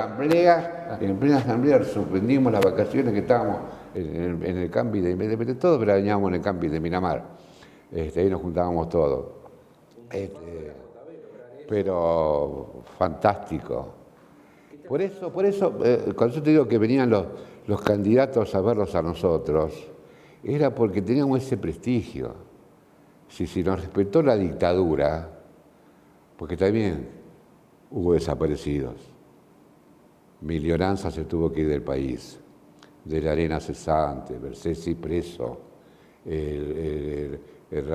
Rafael Moreno preso muchos años, Cortina se tuvo que ir de su casa, Gorini se tuvo que ir de su casa, se tuvieron que mudar. O sea, si bien padecimos el miedo de los demás compañeros, digo. Amenazados de muerte. Sí, Alonso, Alonso lo matan en su casa. Claro. Simulan un enfrentamiento, pero fuera a matar. Todos esos compañeros de Santiago, la Bruja Verón. La Bruja Verón. Bueno, cuando viene Alfonsín en 83, no solo que recuperaron todos los cesantes, sino cesantes de 55. Cesantes del año 55 fueron incorporados en el 83, 84, cuando vuelve la democracia. La Olimpiada, esa idea maravillosa de poder juntarnos, porque no se podía juntarnos, estaban prohibidos los actos públicos, hace que nos podamos ver, de golpe nos podamos ver, podamos compartir experiencia, que sea una excusa, como lo es hoy, ¿no? A lo largo de todos los años, el tema de las Olimpiadas. Y ahí tenemos compañeros y cuando nos vamos encontrando, compañeras y compañeros desaparecidos, nos cruzamos información y vos tenés ahí a la compañera María Elena Peter, importante, digo, porque tiene que ver con tu vida, con tu relación de compañero, de militancia. ¿Cuál es el recuerdo que tenés de ella? Para mí María Elena Peter es como nombrar, no sé, nombrarte lo más profundo de mi ser, porque para mí fue no solamente una compañera, una amiga, una militante, era algo más, era la mujer, veía en ella todo lo bueno que puede tener un ser humano, realmente. Militar con ella, estar en la calle con ella. Te digo que había noches que salíamos los dos solos a pegar carteles, afiches, ¿no? Escondiéndonos, disparando de la policía. Pero tenía esa alegría de vivir, esa alegría de militar. Se tiraba en el piso, me acuerdo, cuando teníamos esa sede que decía de calle Caronti, que después la cerraron con el golpe. Pero se tiraba en el piso y pintaba a mano los carteles, pero era militante en todo el sentido de la palabra. No era únicamente vocera de salir a la calle, sino que trabajar, laburar. Se ponía el mameluco y le daba. Militante, militante, en serio. Y cuando desaparece María Elena, que dejan a la nena, a Margarita, que me entero con los años de todo esto, a Margarita, que la dejan abandonada en el hospital, aparece en Bahía Blanca el padre de María Elena, que es el abuelo de la nena, a pedir la tenencia, ¿no? Y recuerdo que con el compañero Pedro Bécare, que trabajaba en menores, que era asistente social, logramos que la jueza de menores en el día le dieran un oficio, sacamos el oficio en el día para que se llevara a la nena, tuviera la tenencia. Pasaron los años, cuando nosotros inauguramos la nueva sede en Bahía Blanca, la nueva sede, yo quería a toda costa que se le pusiera el nombre de María Elena Peter. Peleé a muerte que se le pusiera el nombre de María Elena Peter y que buscáramos a la hija por cualquier lado que fuera, que quería que estuviera presente ese día. Buscamos a la hija, preguntábamos, averiguamos a los compañeros de Morón, de Loma, el lugar donde ella había estado, San Martín. Nadie nos supo dar un lugar donde estuviera la hija de María Elena Peter. Claro, nosotros buscábamos el apellido Peter. Esa es Fioriti, Margarita Fioriti. Iba a ser difícil que la encontraran. Cuando yo cumplo 70 años, el día de mi cumpleaños, que estaba acá, ese mismo día, 11 de diciembre, yo cumplo los años, ese mismo día le hacían la despedida en Bahía Blanca a Luis Cotter, como camarista. Luis Cotter, que fue dirigente de la Asociación Judicial,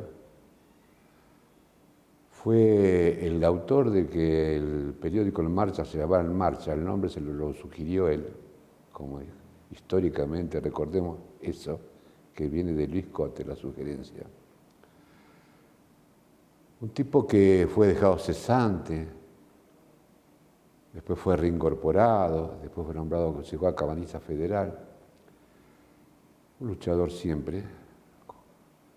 Tal es así que esas despedidas se organizan sus trabajadores, sus compañeros de trabajo, los empleados le organizan la despedida, no sus pares, los demás camaristas, sino los empleados.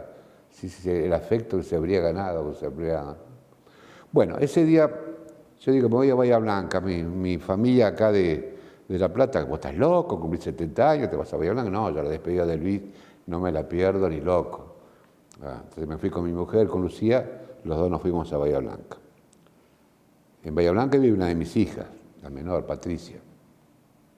Estoy en la casa de ella y dice, papá, dice, ¿vos conociste a María Elena Peter? Me dice. Digo, ¿cómo no voy a conocer, hija? Militó conmigo. ¿Por qué me preguntás eso? Dice, no, porque la hija presenta hoy al ingeniero White, dice en el puerto el libro Por las Flores, o un libro que es la historia de la madre, que ella estuvo buceando en la historia de la madre. Digo, no me digas que la hija está acá. Dice, sí, esta noche el ingeniero White. Dijo, ay, yo voy a la despedida, voy a verla, voy a conocerla. Fui esa noche con mi hija, con mis yernos, claro, entro y lo primero que veo es una rubia. Esta es la hija, idéntica, ¿no? Entonces me presento y le digo, mira, vos no me conocés, mi nombre es Néstor Rompani. Néstor Rompani. Sí, sí te he sentido nombrar, me dice, qué sé yo. Digo, Margarita, si te he buscado por todos lados, ¿dónde está? Viví siempre acá, me dice. ¿Dónde acá? Acá en Ingeniero White, en Bahía Blanca estaba viviendo. Pero te busqué por Roma. Dice, no, viví con mi tía. Dice, claro, Margarita Fioriti. Yo ni sabía que el compañero de María Elena se llamaba Fioriti, que también fue secuestrado junto con ella. Se fue levantado. O sea, estaban los dos desaparecidos, los padres. Fue una de las emociones más lindas de mi vida. Pudiste cerrar Haberme encontrado con la hija de María Elena, después de tantos años de búsqueda, sí, es reviví en esa.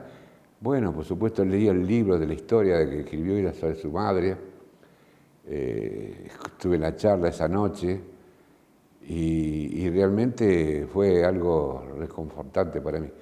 Sí, por eso María Elena es parte de mi vida.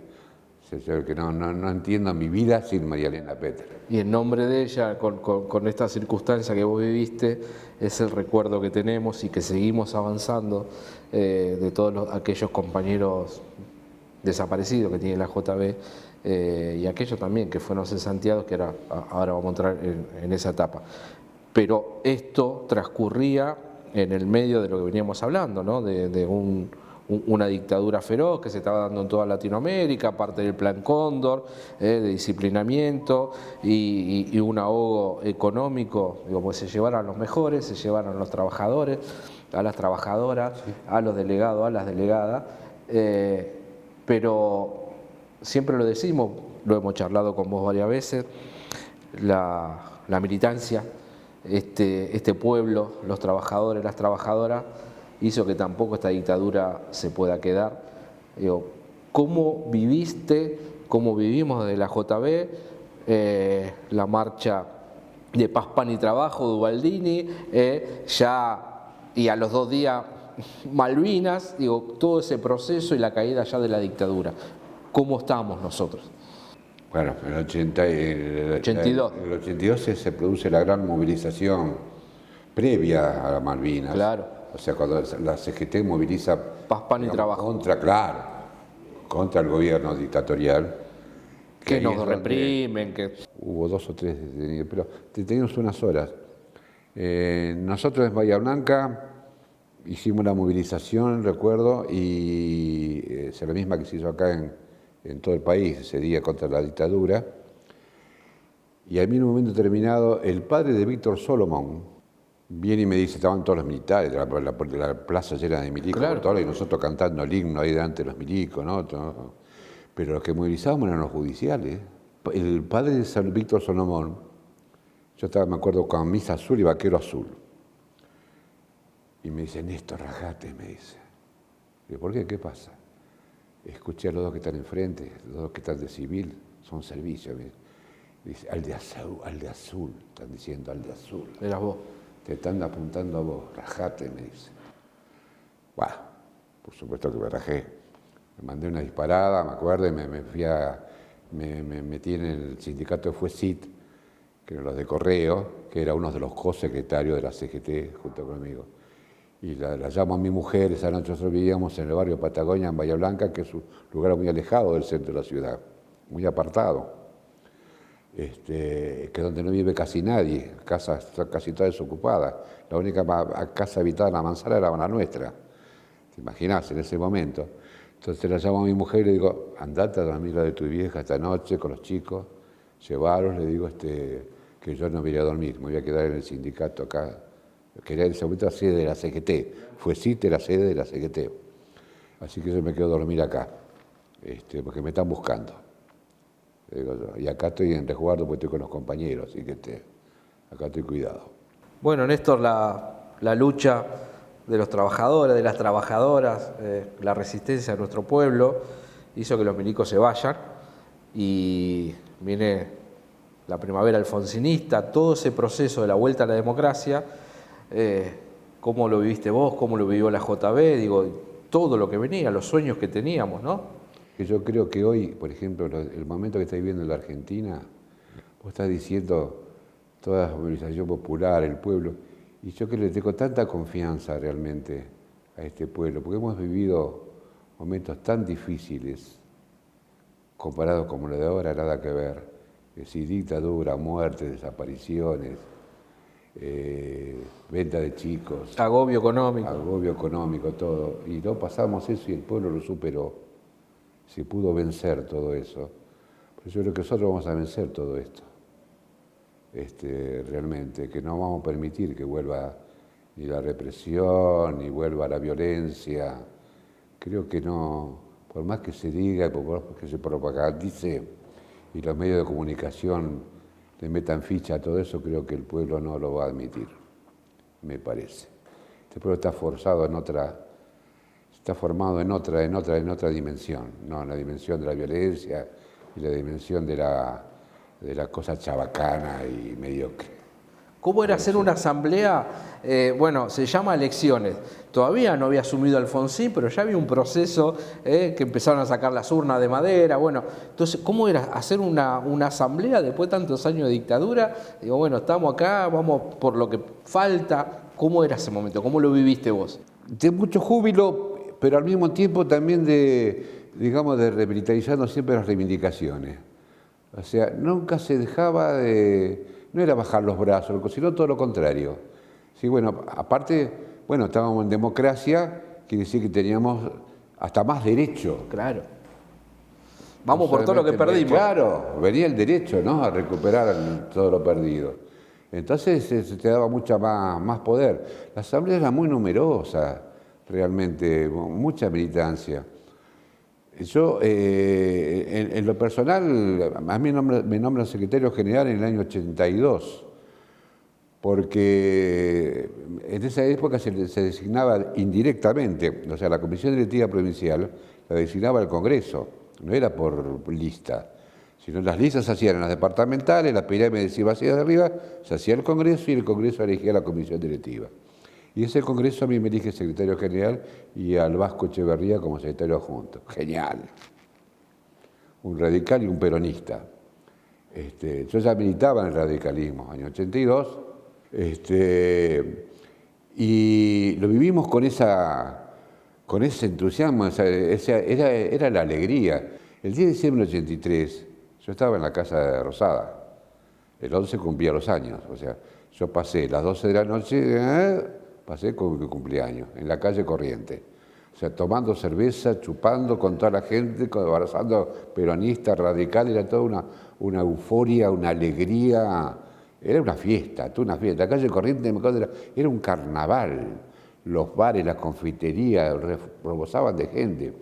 Realmente todo el entusiasmo. No sé cómo queremos la democracia nosotros. A veces no nos lo advertimos, no nos damos cuenta. Pero cuando la recuperamos es una cosa, fue algo maravilloso.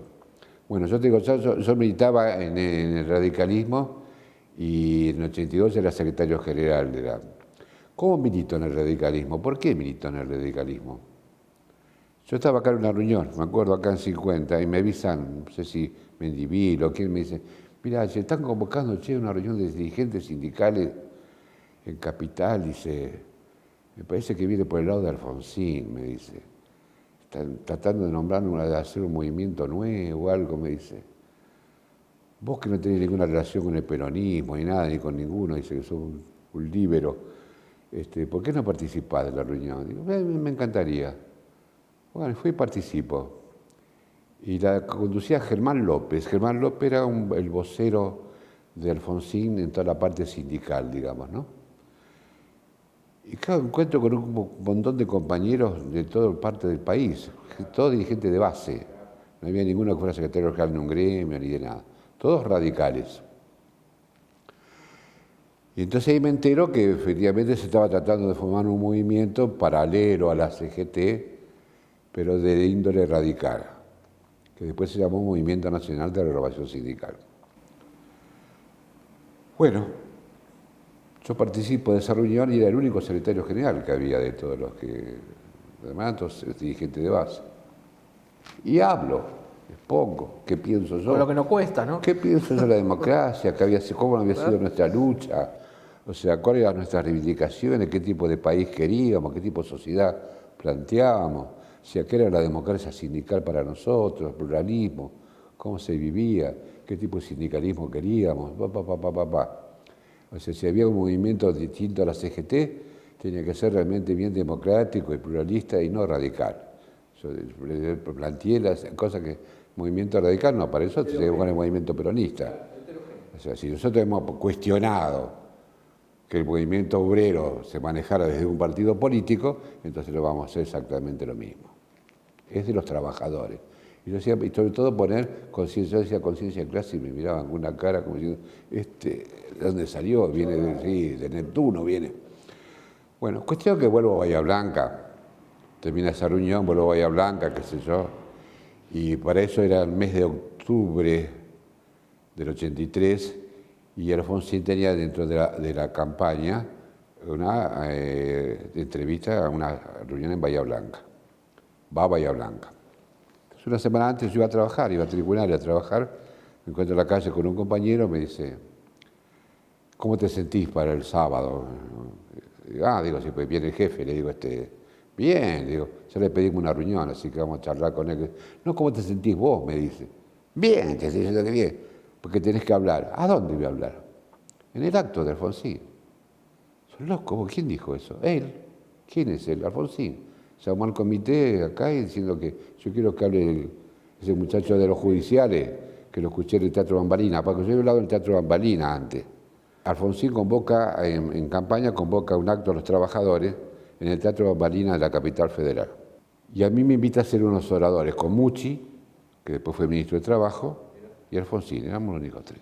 Bueno, tenía calle Drago, me acuerdo, una columna, y veía gente, no, mira, yo he subido a un palco ahí, yo tengo que hablar acá en mi ciudad, con el candidato a presidente, tomando partido, o sea, ya definiéndome como radical.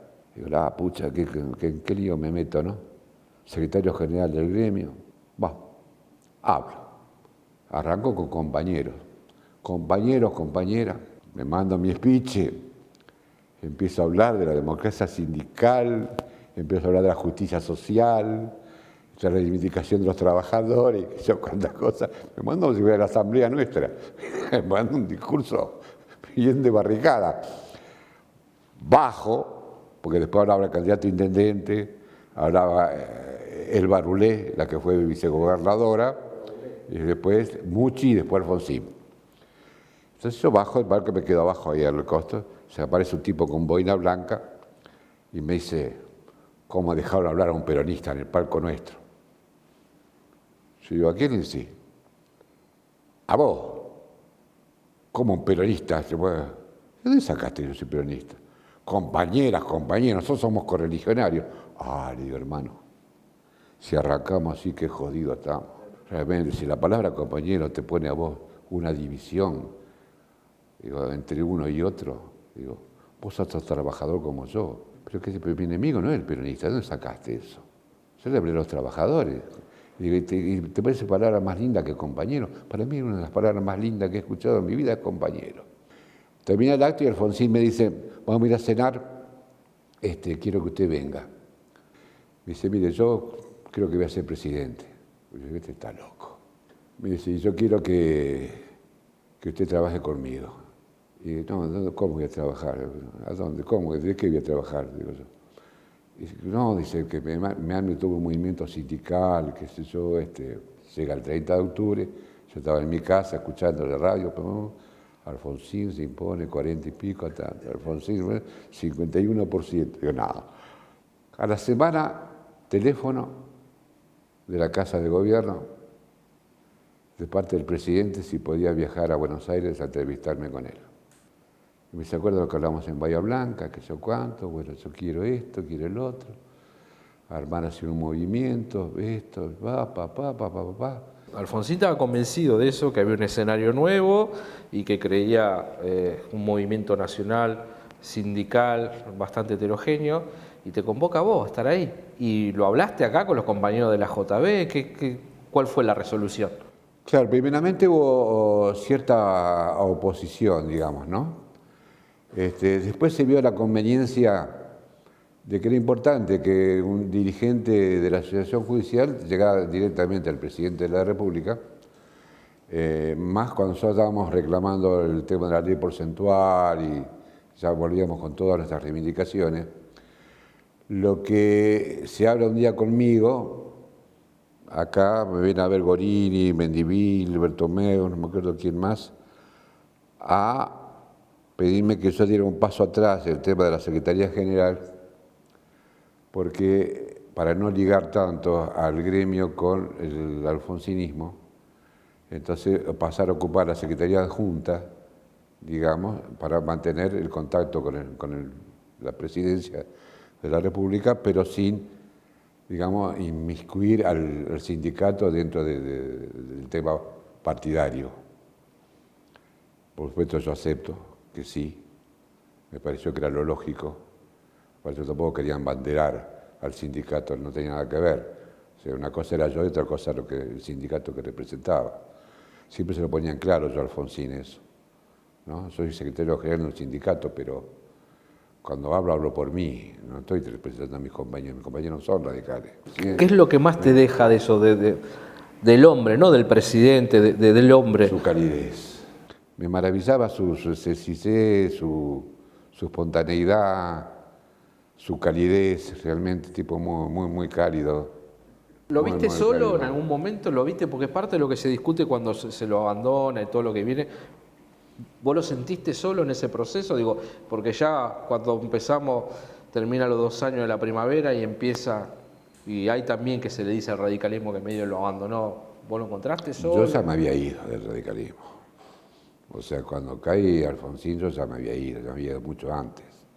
En un momento determinado, el secretario adjunto del Movimiento de Organización Sindical, que es Camilo Rodríguez, gran amigo mío de Villa María, cordobés, secretario general de los municipales era él, después fue secretario general de la CTA de Villa María. Él le dice en un momento determinado, presidente, dice, Rompani quiere renunciar no quiere ser secretario general más del movimiento. Entonces, el gallego se hacía el malo siempre, ¿no? Entonces, golpea la mesa así, pega un puñetazo y dice, acá no renuncia nadie ni al tute. Y ahí es donde yo le digo, mire, con todo respeto, eso es lo que piensa usted, yo pienso distinto. Y dice, pero porque entonces se daba marcha atrás, ¿no? Dice, pero ¿por qué? ¿A qué se debe? Digo, imagínese, presidente, yo soy secretario general de la Asociación Judicial Bonaerense. Estábamos de paro, por la ley porcentual. Mis compañeros saben, asamblean todo, que yo me reúno con usted, que cena con el presidente, el secretario general, y nosotros no conseguimos nada. Si estamos en pelea, en paro. Digo, yo no puedo realmente seguir representando a mis compañeros de esta manera. Es decir, quedo en ridículo y aparte no me siento representativo. Si no...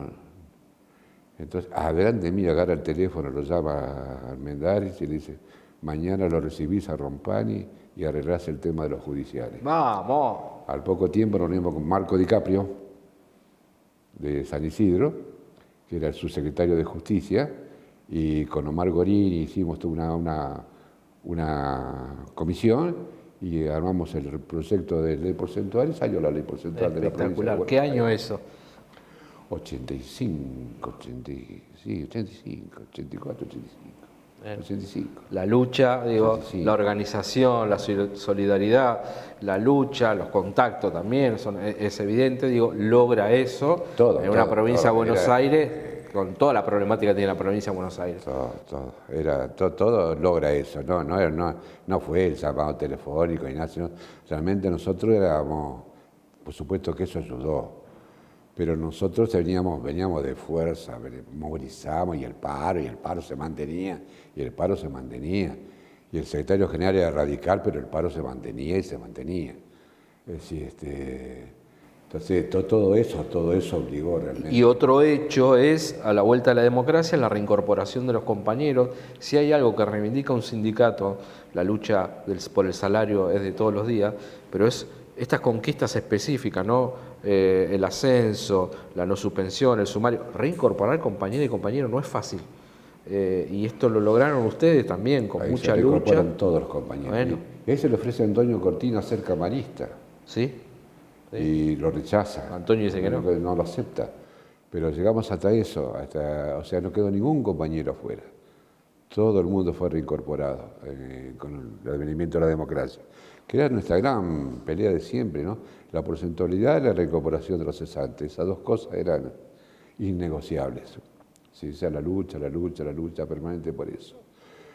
Logramos, fue una época que lográbamos éxitos, por eso también crecimos como sindicato, como todo, y hasta económicamente, porque más allá de que si tuviéramos una porcentualidad o no, nosotros lográbamos buenos aumentos salariales. O sea, después de cada paro, siempre usaba como frase, se pelea para ganar, no se pelea para perder. Pelea que se hace se nace para luchar, se lucha para ganar. Para ganar, y ganábamos. Entonces, o lográbamos modificación de las categorías. Algo te llevabas. Siempre lográbamos algo. Aumentos disfrazados de una manera o de otra, pero siempre lográbamos mejoras salariales. Y había otra conciencia porque había mucha afiliación también. Mucha afiliación, mucha participación en las asambleas, mucha participación en las movilizaciones.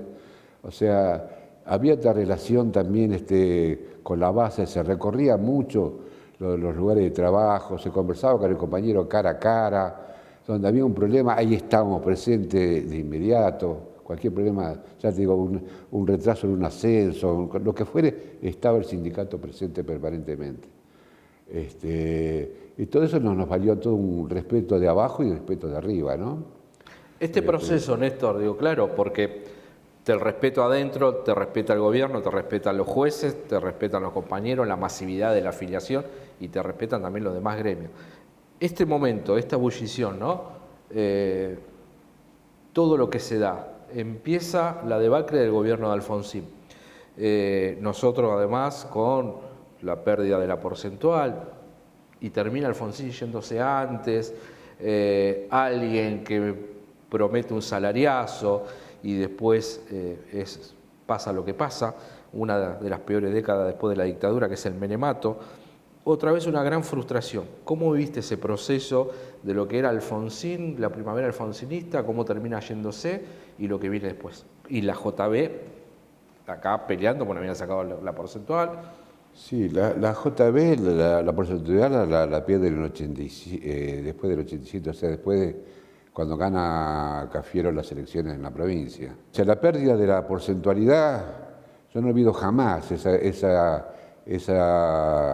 reunión en la legislatura que fuimos masivamente, llenamos la Cámara de Diputados, la llenamos de judiciales y sin embargo se votó en contra, se hace droga, se venía por decreto derogada, pero la legislatura confirma Me acuerdo que con Gaspar Furnes, los dos sentados, habían ido todos, o sea, los dos sentados en la escalera de la legislatura, los dos llorando porque habíamos perdido porque habíamos sido derrotados. Yo era secretario adjunto.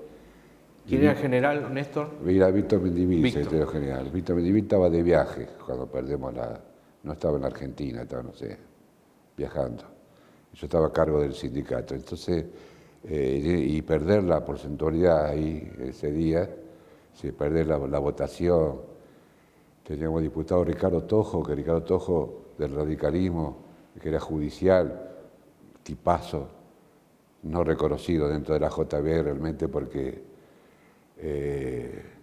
él peleó mucho dentro del radicalismo para que nosotros tuviéramos la porcentualidad y no se droga él. Bueno, eso era el preludio de lo que venía. Si nosotros perdemos la porcentual, para decirle a los demás trabajadores, viene el menemato, vienen los 90, pérdida de derecho, lo que decía en campaña, un tipo que apareció afeitadito, arreglado, de golpe, la UCD, la extrema derecha, que dice, la verdad que el plan de gobierno nuestro en campaña lo está llevando delante el presidente, piquetes, corte, despido, venta de la joya de la abuela, el patrimonio del Estado, la CGT que termina siendo cómplice, la dirigencia de la CGT que termina siendo cómplice, y nosotros que nos vamos a una decisión, una discusión enorme, que somos parte y fundadores de la CTA.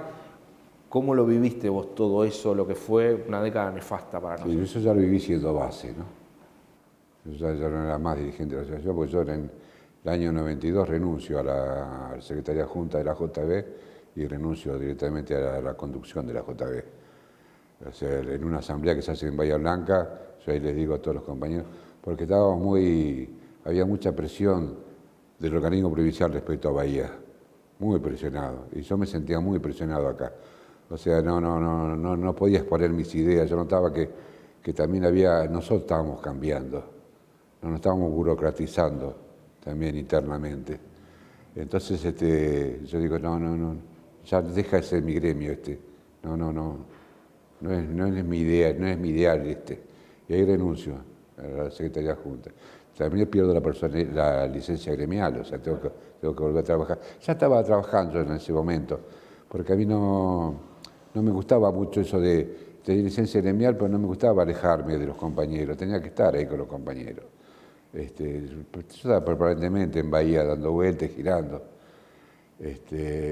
Sabía que el presidente del colegio de abogados en un momento determinado le dice al juez mío que por qué yo tenía tanta libertad, que me movía y hacía paro, romper y recorre el tribunal y paro el día siguiente, dice. Y yo tenía un juez bárbaro, ¿no? El Vasco Moriones, con el cual me sigo carteando todavía, a través de Facebook me sigo mandando mensajes. Un juez que él lo frenó al tipo, le dijo, acá el juez soy yo y si Rompani hace lo que hace porque es un dirigente sindical y tiene todo el derecho de moverse como le gusta. Claro. Así le contesta el juez al presidente del colegio de abogados. Pero por eso, digo, momentos complejos con los 90. Pero también crece la Federación Judicial Argentina. También la Federación Argentina tiene un rol importantísimo en ese momento. Con Fernández Noboa, sobre todo cuando llega la democracia, con Eduardo Fernández Noboa como secretario general de la Federación y yo como secretario general de la provincia, los dos teníamos entrevistas en ese momento con Pugliese, con los ministros, nos reuníamos con la legislatura, nos movíamos mucho por el tema de la porcentualidad.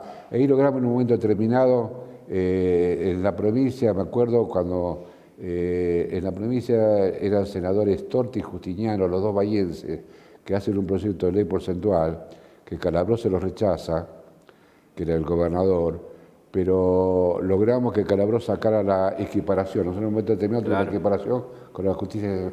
Después se distorsiona, porque hay momentos para los jueces, siempre se distorsionaba. Sí. O sea, teníamos una conquista de determinado periodo y siempre el poder lograba distorsionarlo, ¿no?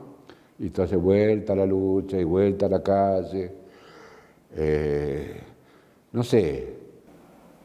En los 90 lo viviste ya como base, digo, la profundización, ¿no? de la idea neoliberal, había caído el muro de Berlín, digo, todo eso hace mella en los compañeros, el no te meta, pero estamos, digo, discutiendo en formar una nueva central porque no nos daba respuesta estos dirigentes que vos decís eran cómplices en la dictadura y después estaban acá, eran cómplices del menemato, de la entrega. Todo ese proceso de militancia en absoluta soledad, porque la verdad que se veía que el movimiento obrero iba por un lado diciendo las cosas y como se había parado la hiperinflación, había gente que todavía sostenía que, bueno, estamos bien todavía. Bueno, vino la debacle para la mayoría de los sindicatos, pérdida de empleo, de derechos. Digo, ¿cómo lo viste vos en lo personal? Habiendo hecho un recorrido, militando en dictadura, siendo secretario general, cenando con Alfonsín y de repente ver todo esto. Sí, de pronto es volver al vacío, digamos, ¿no? De pronto encontrabas como que todo lo que habías logrado alimentar, de pronto lo perdías. También estaba cambiando, estaba modificándose nuestra estructura sindical. Si ya no teníamos el grado de combatividad, pues fueron cambiando dirigentes, también hubo renovaciones dentro de la propia organización. O sea, ya no estaban los Gorini, Cortina estaba como asesor, el letrado, pero no como sindicalista. Víctor Bendivil y Bertomeu, eran compañeros también luchadores y peleadores. Yo ¿cómo se llama? No quiero mostrar ningún tipo de diferencia con los compañeros. Pero todo iba modificándose. Nuestra propia mentalidad iba modificándose. O sea, la democracia ya no era la democracia que nosotros habíamos vivido. Era una democracia distinta, democracia con represión. La represión esa sorda, así, hacia de echarte del trabajo sin pagarte indemnización. Estabas en democracia, pero toda una democracia vigilada, no una democracia real. Y eso se vivió con mucho dolor, digamos, y hubo mucho más contacto. También unificó el tema del contacto con otros sindicatos. Bien. Es decir, nosotros vivimos en Bahía Blanca, nos unimos mucho más con SUTEBA, con ATE, sobre todo. Que después es el nacimiento de la CTA. Claro. Teníamos mucha relación, por ejemplo, con Víctor de Llenaro, con Germán Abdala. Eso. Con Germán Abdala, palabra mayor, ¿no? Claro, el grupo de los Para mí, 8. el mejor dirigente sindical del siglo XX, junto con Agustín Tosco, por lejos. Tipo íntegro, Germán, un tipo. Germán, el tipo. Una lucidez. A ver, yo digo que una de las grandes conquistas personales es haber participado en paneles con Germán, haber integrado paneles con él, realmente. Y que una semana antes de su fallecimiento diera una charla en Bahía Blanca, lo recibí yo en la Universidad Nacional del Sur, y yo le contaba hoy a las compañeras que lo vi subir al escenario de la Universidad Nacional del Sur, solito en su silla de rueda, flaquito, chiquitito, todo chupado, todo, y dar una clase magistral.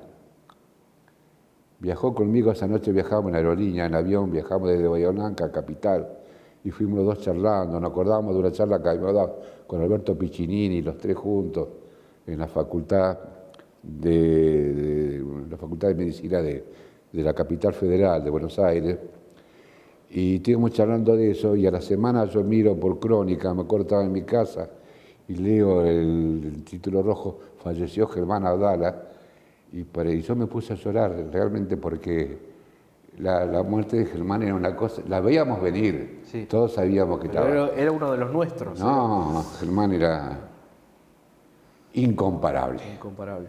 Néstor, incomparable. En esos 90, ¿no? Todo lo que describís y lo que vivimos.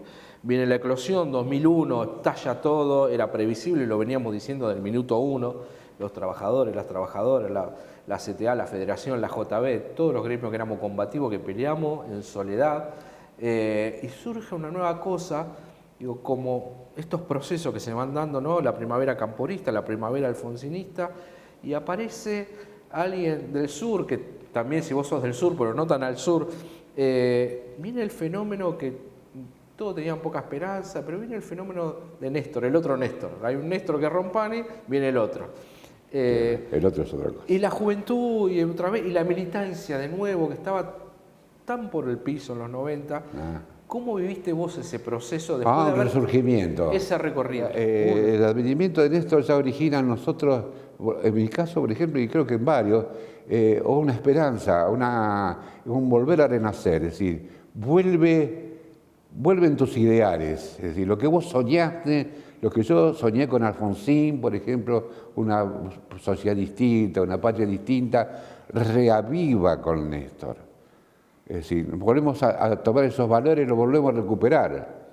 Sobre todo la militancia de la juventud, o sea, ver a la juventud kirchnerista, movilizada, camporista, la cámpora, como quieras llamarlo, realmente, era realmente sentirte que vos estabas ahí. Es decir, te sentías parte de esa juventud, parte de esa lucha. O sea, es como si estuvieras cosechando que valió la pena toda la pelea, todo los desasosiegos que uno puede haber tenido, las amenazas, todo valió la pena. Volvíamos a resurgir, volvíamos a vivir. La Argentina volvía a ser Argentina. El pueblo volvía a estar en la calle. El pueblo volvía a vivir, una cosa, ¿Vos sentir sentís- el pueblo en la calle es algo... Eso de sentir el pueblo en la calle. ¿Sentís que Néstor, el proceso, ¿no? Yo siempre analizo los procesos. El proceso kirchnerista es un emergente de estas luchas que venimos dando y que venís vos, y vos sos gran protagonista, y que termina en los 90, ¿no? Con los sindicatos, con la CTA, con las madres, con abuelas, con las organizaciones de derechos humanos y a la foto que nos querían vender de que se acabaron las ideologías, y todo, el consenso de Washington, el no al ALCA, digo, todo eso, digo, es como el emergente de todo eso. No, parece hasta de fantasía hoy, ¿no? Mirado, parece una cosa que no hubiera sucedido. De Chávez con Diego, la marcha a Mar del Plata, la charla de Chávez y Fidel ahí en el Paseo Color, creo que fue, no me acuerdo. En la UBA, la de derecho. bueno, todo eso realmente es un cóctel de sentirte joven, es decir, sentir realmente que estás viviendo, si que estás viviendo en serio la política, que estás viviendo en serio la militancia, que estás viviendo la vida. Es decir, realmente, es sentirlo, pero sentirlo profundamente, sentirlo hasta las lágrimas, sentir realmente hasta en los fondos. Que ¿no? valió la pena, todo. Que valió la pena, realmente, que valió la pena. Sinceramente era una Argentina, bueno, yo sueño con esa Argentina, quiero que vuelva a la Argentina, quiero que vuelva a la Argentina de Néstor, que vuelva a la Argentina de Cristina. Honestamente, quiero que vuelva a esa Argentina. El proceso que empezó Néstor. Muy bien. Argentina, esa es la Argentina que quiero. Muy bien. Ahí vamos cerrando el conversatorio, Néstor, y no puedo dejar de hacerte, al menos para mí, en lo personal, porque tantas veces hablamos de estas cosas juntos, a veces en compañía, a veces más en soledad. Quiero hacerte 3 preguntas que tienen que ver con toda tu historia y tienen que ver con la historia nuestra. La primera de ellas, ¿qué es ser secretario general de la JB? Es una cosa muy importante, es un privilegio. Te digo que yo sostengo que es más importante que ocupar un cargo en la legislatura, más importante que ocupar un ministerio, para mí, porque representar a un grupo de trabajadores es algo que te enorgullece. Es decir, sentir que tu clase es la que te apoya, que sos integrante de esa clase y realmente que la estás conduciendo aparte de esa clase, conduciendo en el buen sentido de la palabra, ¿no? Es decir, lógicamente que uno conduce, no está mal decir lo que conduce, porque si no, no te hubieran elegido, te eligen para conducir, para aportar ideas, para aportar realmente militancia. Es un privilegio, y conducir un gremio de estas características, sí, que es un gremio chico, pero grande en su contenido, porque democrático, pluralista, amplio, abierto, donde puedes discutir, donde puedes hablar, donde puedes expresarte sin que nadie te diga, cállese la boca, acabando yo, ¿no? Que no te bajen con un puntero, sino, no, es un privilegio, realmente yo lo definiría como un privilegio. Es una etapa más linda de mi vida. O sea, yo haber sido integrante de esta organización, en cualquier cargo, como base, como secretario adjunto, como secretario gremial, como que ocupé creo que casi todos los cargos. Menos tesorero, es algo que, bueno, me formó. Si a mí me preguntan ¿para qué te sirve la militancia? Para crecer como persona, para saber a quién tenés al lado, para valorar lo que tenés al lado, sobre todo. Sí, sobre todo valorar eso, ¿no? Valorar el compañerismo. Yo como valoro al Vasco Echeverría, como valoro a Mario Bornio.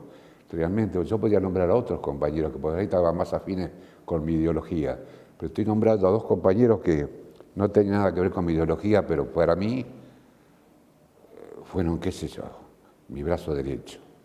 No sé, o yo fui el brazo derecho de ellos, realmente. Pues con el Vasco no sé, éramos 2 porque parecía ser 1. realmente. Y se notaba, y se notaba. Lo quiero, lo sigo queriendo. Sí, obviamente. Grandes hombres que pasaron por acá, grandes dirigentes. La segunda pregunta, ¿cómo ves hoy de todo este proceso que vos analizaste y sos parte, fuiste parte, seguís siendo parte, cómo ves hoy a la JB y qué le dirías a los jóvenes, ¿no? ¿Cuál sería tu mensaje para los jóvenes? ¿Por qué hay que militar? ¿Por qué hay que participar? ¿Por qué hay que afiliarse? ¿Por qué hay que estar? Mira, si estamos hablando de renacer, ¿no? Así como rejuvenecimos con Néstor Kirchner, yo creo que hay un rejuvenecimiento también dentro de la JB.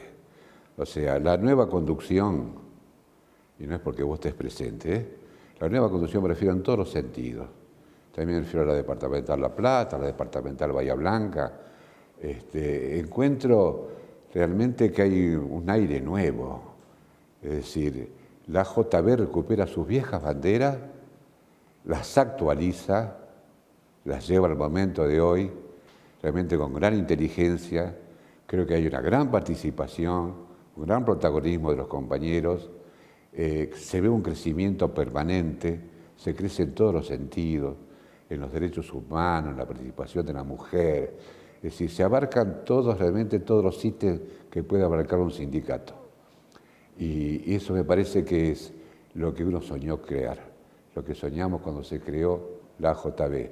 Hoy se está cristalizando, y sobre todo porque hay una juventud que me parece que está trabajando denodadamente, sencillamente, humildemente.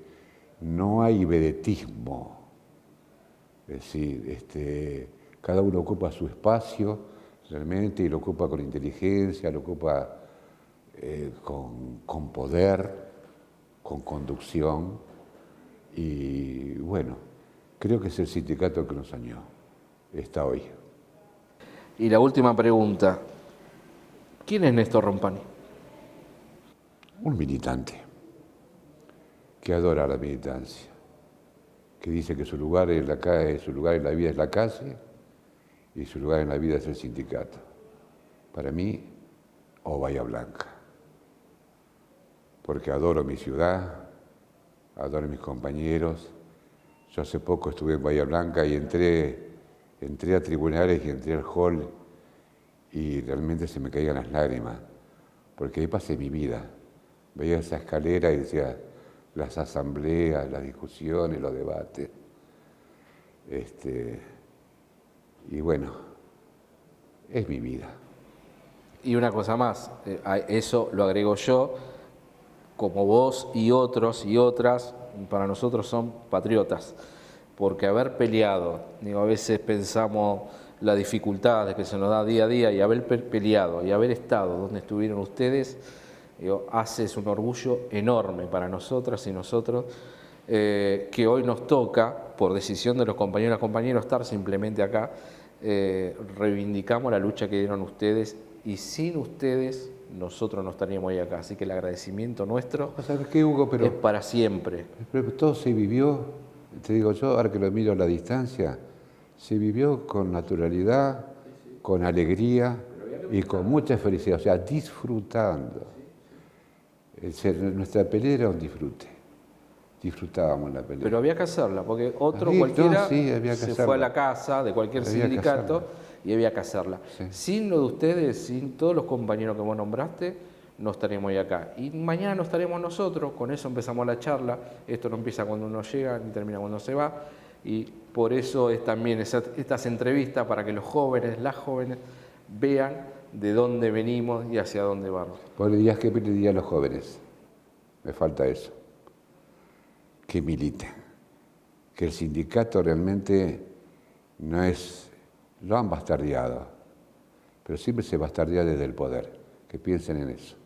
Que el sindicato es la mejor trinchera para defender los intereses de clase.